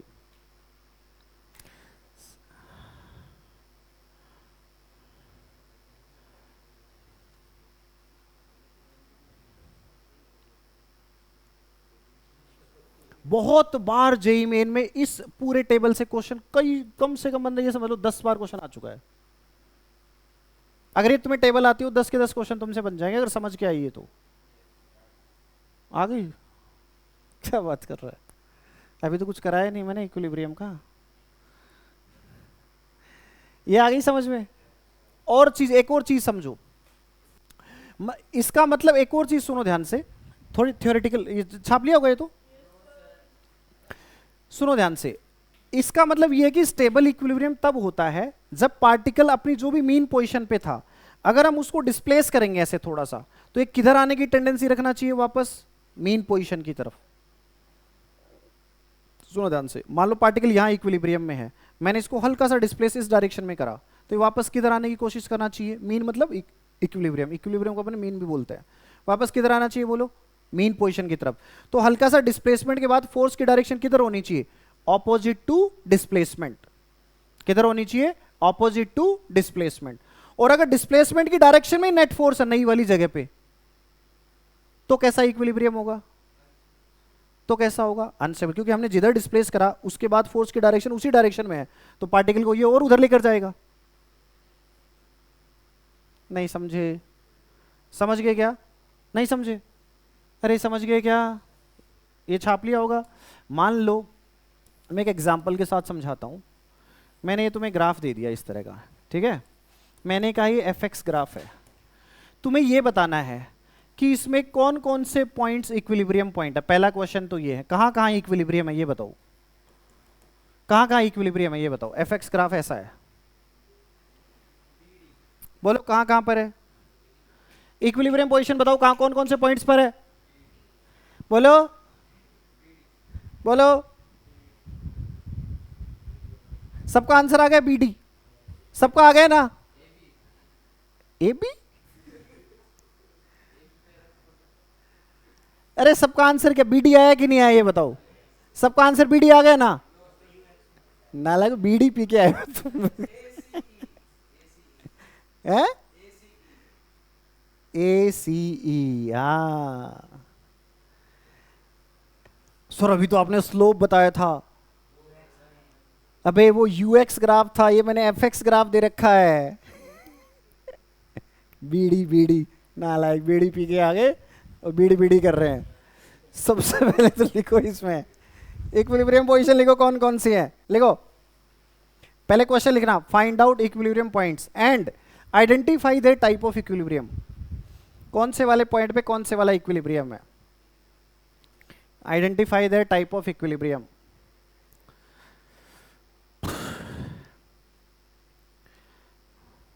तुम्हारा पेपर है, कोई डाउट हो तो शाम को पूछ सकते हो, आज फ्री हूं मैं।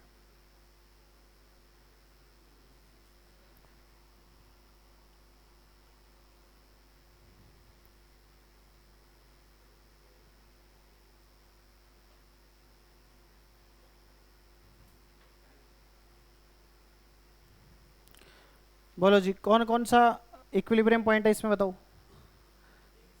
ए सी ई। अब तुम्हें यह बताना है कि ए पर कौन सा इक्विलिब्रियम है, सी पर कौन सा इक्विलिब्रियम है और ई पर कौन सा इक्विलिब्रियम है, यह बताना है। ए पर स्टेबल है। अब अपना अपना आंसर अपनी अपनी नोटबुक में लिखो, कोई बोलेगा नहीं, फिर चीटिंग हो जाती है। एक दूसरे का आंसर देख के ना फिर वही बोलना शुरू कर देते हो तुम लोग। अपना अपना दिमाग लगा के बताओ, ए पर कौन सा इक्विलिब्रियम है, सी पर कौन सा है और ई पर कौन सा है। करो जी। ए पर कौन सा इक्विलिब्रियम है, सी पर कौन सा है और ई पर कौन सा इक्विलिब्रियम है।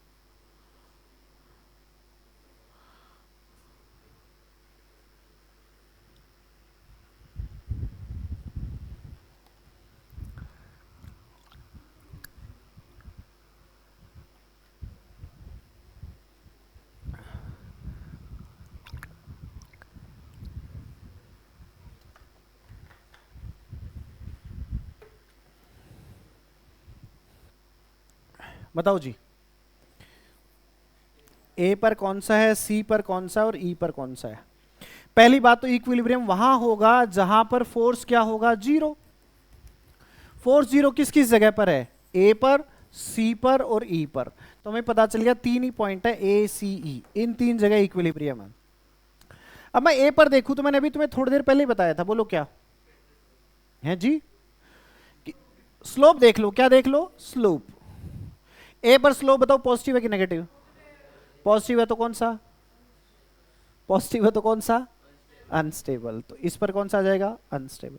सी पर देखो स्लोप कैसा है, 90 से ज्यादा है ना ये एंगल, तो कैसा है, नेगेटिव। नेगेटिव होता है तो स्टेबल। और ई पर कौन सा आ जाएगा, अनस्टेबल। खत्म।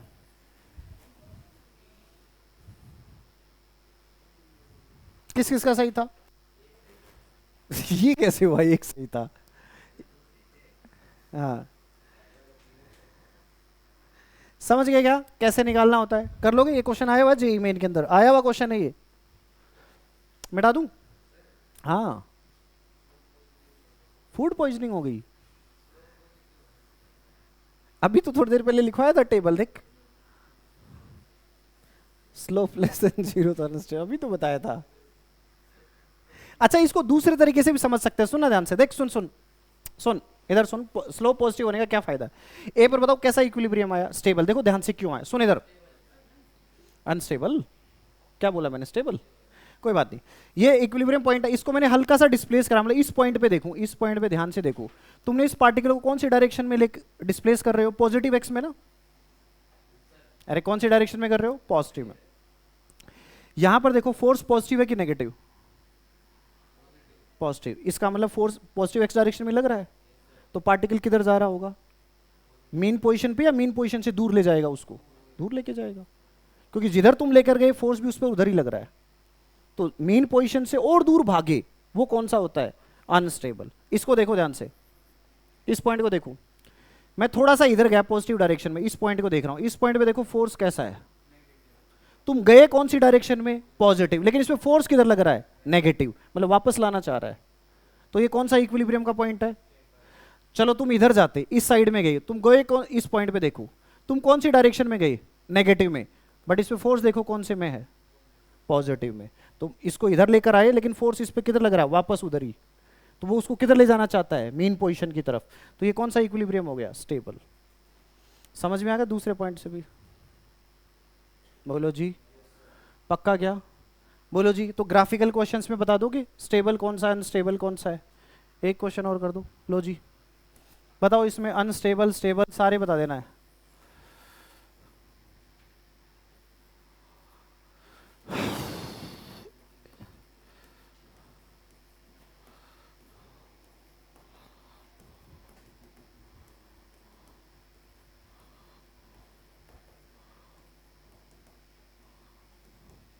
इसमें बता दो तुम, यूएक्स ग्राफ है ये, स्टेबल इक्विलिब्रियम के पॉइंट कौन कौन से हैं और अनस्टेबल के कौन कौन से हैं, लिख दो। और न्यूट्रल इक्विलिब्रियम कौन कौन से, अरे चिंटू बातें नहीं,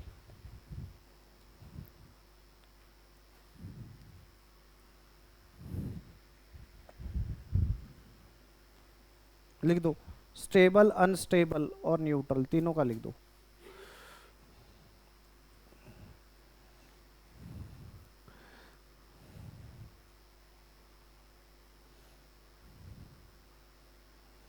स्टेबल कौन कौन है इसमें, अपनी अपनी नोटबुक में लिखना है।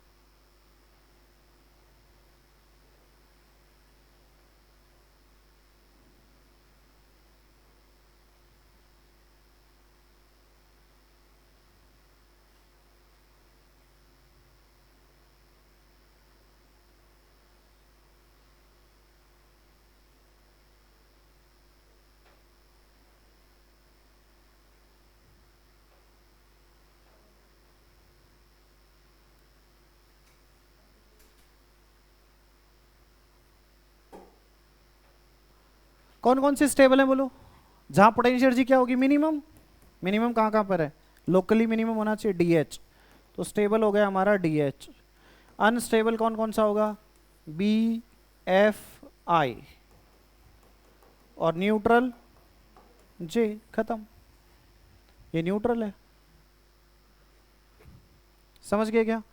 तो क्या ग्राफ देखकर हम आराम से बता सकते हैं इक्विलिब्रियम कौन कौन से पॉइंट होंगे, बता सकते हैं नहीं बता सकते? अब हम और क्वेश्चन कर लेते हैं न्यूमेरिकल वाले, जिसमें न्यूमेरिकल से हमें बताना पड़े, वो शायद मैंने स्लाइड में डाल रखे होंगे।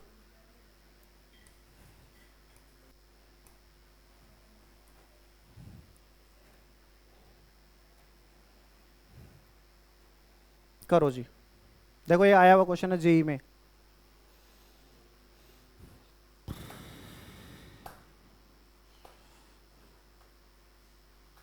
ये अलग, ये उस पोटेंशियल एनर्जी का ग्राफ है, तो रुको बाद में करा दूंगा। ये तो पोटेंशियल एनर्जी के क्वेश्चन है सारे, वर्गनीति थ्योरम आ गई, पुरानी स्लाइड है मतलब, ठीक है, नहीं है कोई बात नहीं, मैं लिख देता हूँ, टेंशन क्यों ले रहे हो, स्लाइड नहीं बने, लिखो जी। मैंने लिखा कि potential energy is equal to X cube minus 2x, ठीक है। Find out equilibrium points and define their type. करो, find out equilibrium points and define their type. 1 minute का क्वेश्चन है ये, जल्दी से सॉल्व करना है।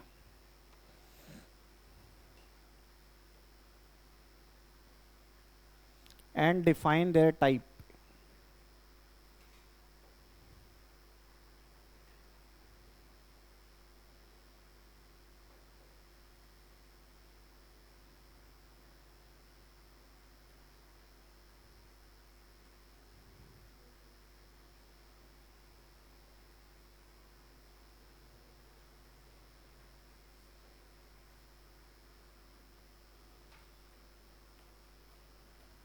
कैसे करते हैं देखो जी, सबसे पहले हम ढूंढेंगे इक्विलिब्रियम पॉइंट्स कैसे होंगे। इक्विलिब्रियम पॉइंट ढूंढने के लिए हमें क्या जीरो करना होता है, फोर्स। फोर्स जीरो करना मतलब हम क्या निकालेंगे, D U by D x. D U by D x हमारा क्या आ जाएगा, 3x स्क्वायर माइनस 2। हमें इसको किसके इक्वल पुट कर देना भाई साहब, 3x स्क्वायर माइनस 2 को किसके इक्वल पुट कर देना, 0 के। तो x की वैल्यू 2 आ गई, बोलो कौन कौन सी, प्लस माइनस 2/√3, ठीक है। तो ऐसे 2 पॉइंट होंगे जहां पर इक्विलिब्रियम होगा। अब हमें बताना कि दोनों में से किस इक्विलिब्रियम पे स्टेबल है और किस पर अनस्टेबल है। तो हम क्या करेंगे, d2u by D X square निकालेंगे, वो कितना आ जाएगा बोलो, 6x। अब हम पॉइंट रख रख के देखेंगे कौन कौन से, एक बार रखेंगे प्लस वाला √2/3, तो कितना आ जाएगा 6√2/3। बताओ पॉजिटिव आया कि नेगेटिव, पॉजिटिव, मतलब ये कौन सा इक्विलिब्रियम है, पक्का बोलो, कैसे पता चला? यहां पर पोटेंशियल एनर्जी मिनिमम है कि मैक्सिमम है, पोटेंशियल एनर्जी क्या है, मिनिमम, क्योंकि पॉजिटिव आने पर मिनिमम होती है। तो कौन सा इक्विलिब्रियम हो गया, स्टेबल। मैंने कहा कि भाई साहब d2u by D X square, ठीक है जी, 6√2/3 माइनस का, यहां पर बोलो क्या आ गया, ये मैंने x की वैल्यू क्या रखी है, माइनस का 2√3, माइनस रखेंगे तो यहाँ पे किसका साइन आ जाएगा, माइनस। यहाँ पर बोलो u क्या आ जाएगा, मैक्सिमम। मैक्सिमम मतलब कौन सा इक्विलिब्रियम, अनस्टेबल। तो तुम कहोगे एट x इक्वल टू √2/3 पर तो है stable, and x equal to minus इस पर है, ये कैसा है, अनस्टेबल। लिख लो जी फटाक दे से। लिख लिया क्या, बहुत अच्छी बात है अगर लिख लिया तो। 30 सेकंड का टाइम हो रहा है, जल्दी लिखो।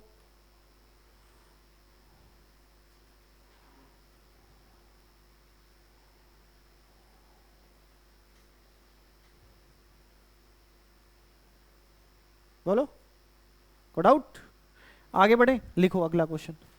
u इज इक्वल टू, मैंने कहा एक्स स्क्वायर प्लस वाई,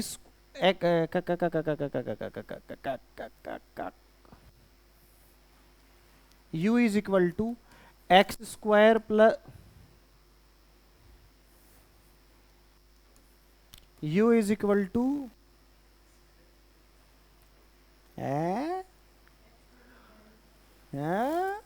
हाँ X square X cube plus Y cube minus 8x minus 8y। Find out equilibrium points and define their type. अब सोचो, हमें पहली बात तो बताओ, इसमें कितने फोर्स के कंपोनेंट होंगे। पहले वाले में एक कंपोनेंट थे कि दो थे कि तीन थे, पिछले वाले क्वेश्चन में एक ही था। पोटेंशियल एनर्जी किसकी टर्म्स में थी, सिर्फ एक्स की टर्म्स में। यहां पर देखो पोटेंशियल एनर्जी किस किस की टर्म्स में है, एक्स की टर्म्स में भी है और वाई की टर्म्स में भी। इसका मतलब फोर्स के कितने कंपोनेंट आएंगे, दो। अरे F equal to minus D U by D X से फोर्स का x कंपोनेंट आएगा और F equal to minus D U by D Y से फोर्स का y कंपोनेंट आएगा। इसका मतलब हमें कितनी डायरेक्शन में उसका इक्विलिब्रियम देखना पड़ेगा, दो, x के हिसाब से भी और y के हिसाब से भी। कैसे देखेंगे ध्यान से, हम ऐसे देखेंगे। हम कहेंगे भाई साहब x डायरेक्शन में देखेंगे तो x डायरेक्शन होगा fx, तो तुम कहोगे minus D U by D x. Partial differentiation करेंगे तो x वाली टर्म को, इसको 12 लिख लो, थोड़ा सा अच्छा आंसर आ जाए, क्योंकि मैं कोऑर्डिनेट सिस्टम में तुम्हें लिखाना भी सिखाऊंगा। 12 लिख लो, ठीक है जी। तो ये कितना आ जाएगा बोलो, 3x स्क्वायर, वाई क्यूब का डिफरेंशिएशन 0, क्योंकि जब हम पार्शियल डिफरेंशिएशन करते हैं तो x के अलावा बाकी सब टर्म को क्या मान के चलते हैं, कांस्टेंट। यहां पर क्या आ जाएगा, -12, यहां क्या आ जाएगा ये, तो तुम्हारा आ जाएगा 3x स्क्वायर माइनस 12, ये आ गया fx। अरे बोलो चंटोष, ये किसके इक्वल पुट करना होता है हमें, 0। तो यहां से हमारे पास आंसर आ गए x के, बोलो क्या, +-2। बहुत अच्छी बात है। अब हमें क्या करना पड़ेगा, मैक्सिमा मिनिमा देखना पड़ेगा, तो D by D X square निकालना पड़ेगा। fx is nothing but minus का डी बाई डी एक्स। अरे ये सुनो संतोष, ये माइनस का साइन बाहर था ही भाई साहब, है ना, ध्यान रखना, क्लियर है ना, minus D by D x करा ना। अरे बोलो चंटोष, तो बोलो कितना आ जाएगा,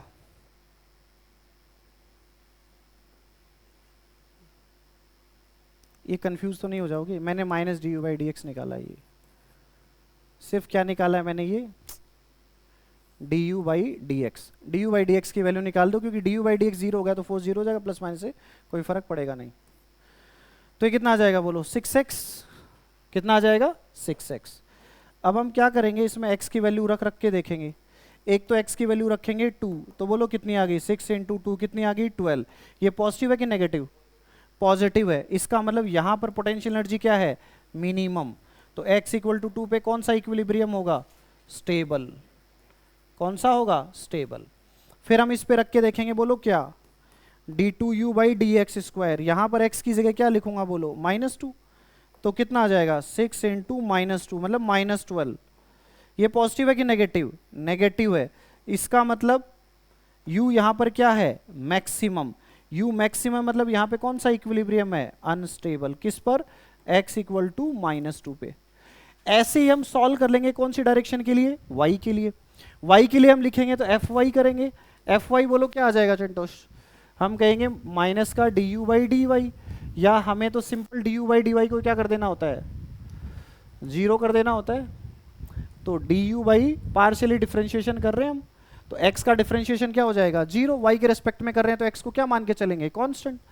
वाई क्यूब का डिफरेंशिएशन बोलो क्या हो जाएगा, 3y³ या 3y²।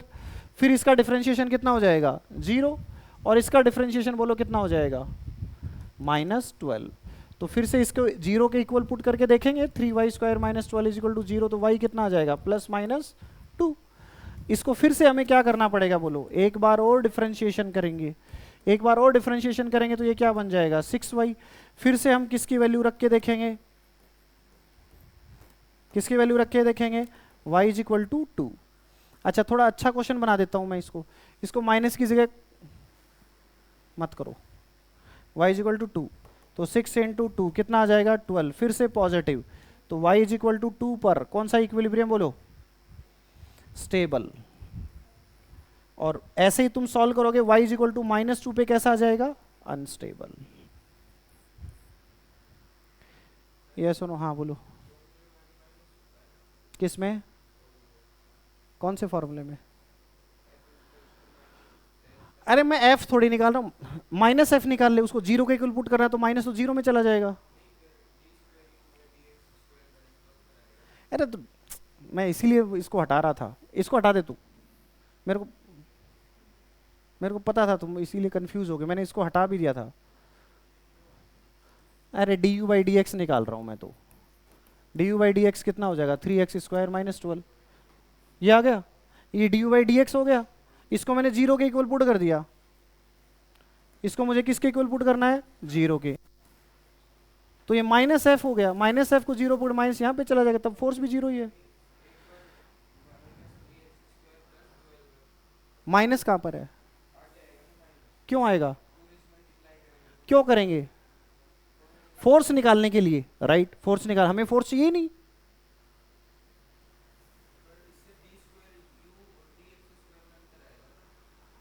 अरे मैं समझ गया तुम क्यों कंफ्यूज हो रहे हो।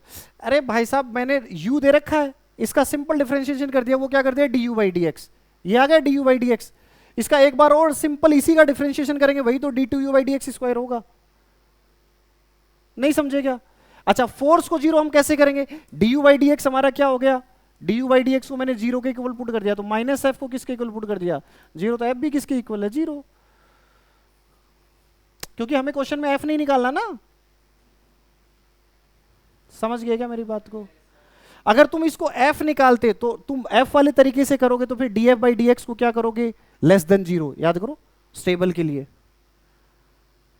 अरे समझ गए क्या, तो ये उल्टा हो जाएगा, जहां <0 पे हम यहां पे प्रूव करें ना स्टेबल, df/dx करके सॉल्व करते तो किस पे वो होता, <0 पे।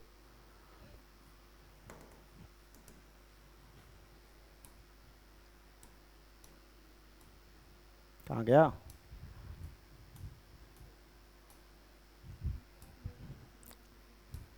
टेबल कहां बनाई थी मैंने, मिटा दी थी क्या,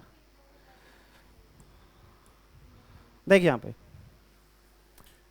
इसमें d2u/dx² की टर्म्स में करते हैं, जब <0 आती है तो हम कहते हैं स्टेबल है, और इसमें हम क्या करते हैं, <0 करते। समझ गए, तो माइनस का इफेक्ट अपने आप आ गया ना इसमें। नहीं समझा यार, टाइम हो गया क्या, अभी किसी ने नॉक किया था, टाइम हो गया, मेरी दूसरी बुला।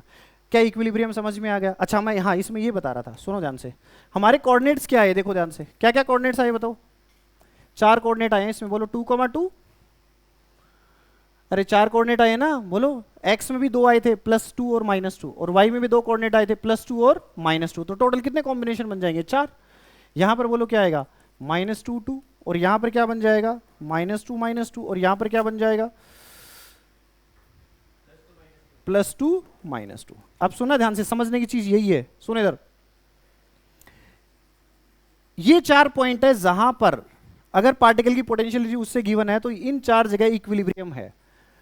अब मैं अगर कहूं इसका x डायरेक्शन में बोल सो कौन सा इक्विलिब्रियम है, x डायरेक्शन में, अगर मैं इसको x डायरेक्शन में डिस्प्लेस करूंगा तो वापस लौट का आ रहा है कि नहीं आ रहा है, याद करो, पीछे देखो, x = 2 पर कैसा इक्विलिब्रियम था, स्टेबल कि अनस्टेबल, स्टेबल। तो इस डायरेक्शन में कौन सा इक्विलिब्रियम है, स्टेबल, और y = 2 पर भी कौन सा है, स्टेबल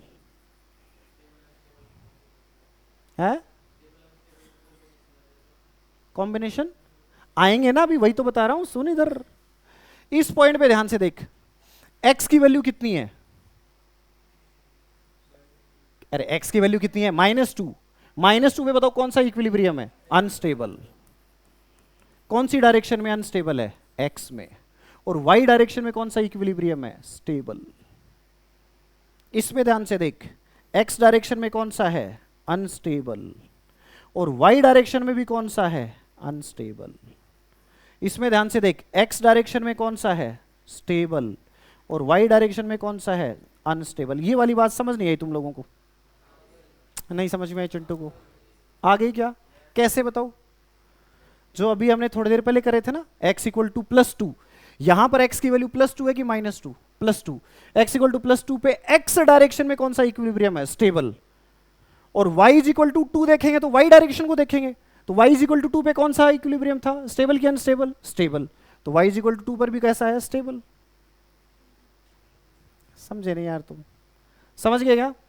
इसमें ध्यान से देखो, x इज इक्वल टू -2, मतलब पार्टिकल को अगर हम x डायरेक्शन में डिस्प्लेस करेंगे तो क्या ये वापस लौट कर आएगा कि नहीं आएगा। यहां पर पार्टिकल को मैंने रखा और इसको x डायरेक्शन में डिस्प्लेस करा, तो क्या ये वापस लौट कर आएगा कि नहीं आएगा,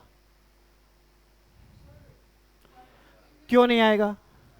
कौन सा इक्विलिब्रियम है इस डायरेक्शन में, अनस्टेबल। इसको और डिस्प्लेस, मान लो इधर डिस्प्लेस करा तो और आगे जाएगा। वो तो क्वेश्चन में बोलेगा ना किस डायरेक्शन का डिस्प्ले पूछ रहा है, इक्विलिब्रियम। ऐसा जरूरी नहीं कि पार्टिकल एक जगह रखा तो हर डायरेक्शन में सेम टाइप का इक्विलिब्रियम हो सकता है एक्स डायरेक्शन में स्टेबल हो, वाई में भी स्टेबल हो सकता है एक्स में अनस्टेबल हो, वाई में स्टेबल हो।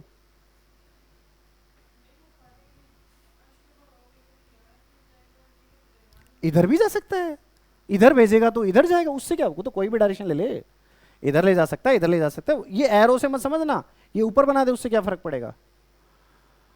अरे वाई डायरेक्शन का मतलब +y भी और -y भी दोनों। अरे समझ गए क्या। तो चाहिए एक्स को इस पार्टिकल को इधर लेकर जाएंगे तो ये इधर और बाकी जाएगा। इस वाली जगह पे बोलो, इस पार्टिकल को यहां से हल्का सा डिस्प्लेस करेंगे, किधर आएगा, इधर। और इधर डिस्प्लेस करेंगे तो किधर आएगा, इधर। नहीं समझ में आया। यहां से हम देखेंगे तो अगर मैं इसको ऊपर डिस्प्लेस करूंगा तो किधर आएगा बताओ, क्यों, वाई डायरेक्शन में कैसा है, अनस्टेबल। तो ऊपर ले जाएंगे तो और ऊपर जाएगा, और नीचे ले जाएंगे तो और नीचे जाएगा। इधर ले जाएंगे तो इधर आएगा, और इधर ले जाएंगे तो इधर आएगा। समझ में आई बात, नहीं समझे। बेसिकली ये काम में आएंगे तुम्हारे एसएचएम में, ये हम इसलिए पढ़ रहे हैं कि कहाँ काम में आएगा ये, एसएचएम में। एसएचएम वही पार्टिकल करता है जो स्टेबल इक्विलिब्रियम में होता है। तो एसएचएम का ये एक छोटा सब टॉपिक बन जाएगा। यहाँ वर्क एनर्जी पावर में ये मेन टॉपिक है, वहां जाके एक छोटा सा पोर्शन बन जाएगा। फिर ये यूज होगा इलेक्ट्रोस्टैटिक्स ग्रेविटेशन के अंदर, कि दो पार्टिकल रख देगा, वो तुमसे पूछेगा बताओ इसका टाइम पीरियड कितना है। अब ग्रेविटेशन, उसके अंदर एसएचएम, और उसके अंदर equilibrium. That is how physics works. समझ गए।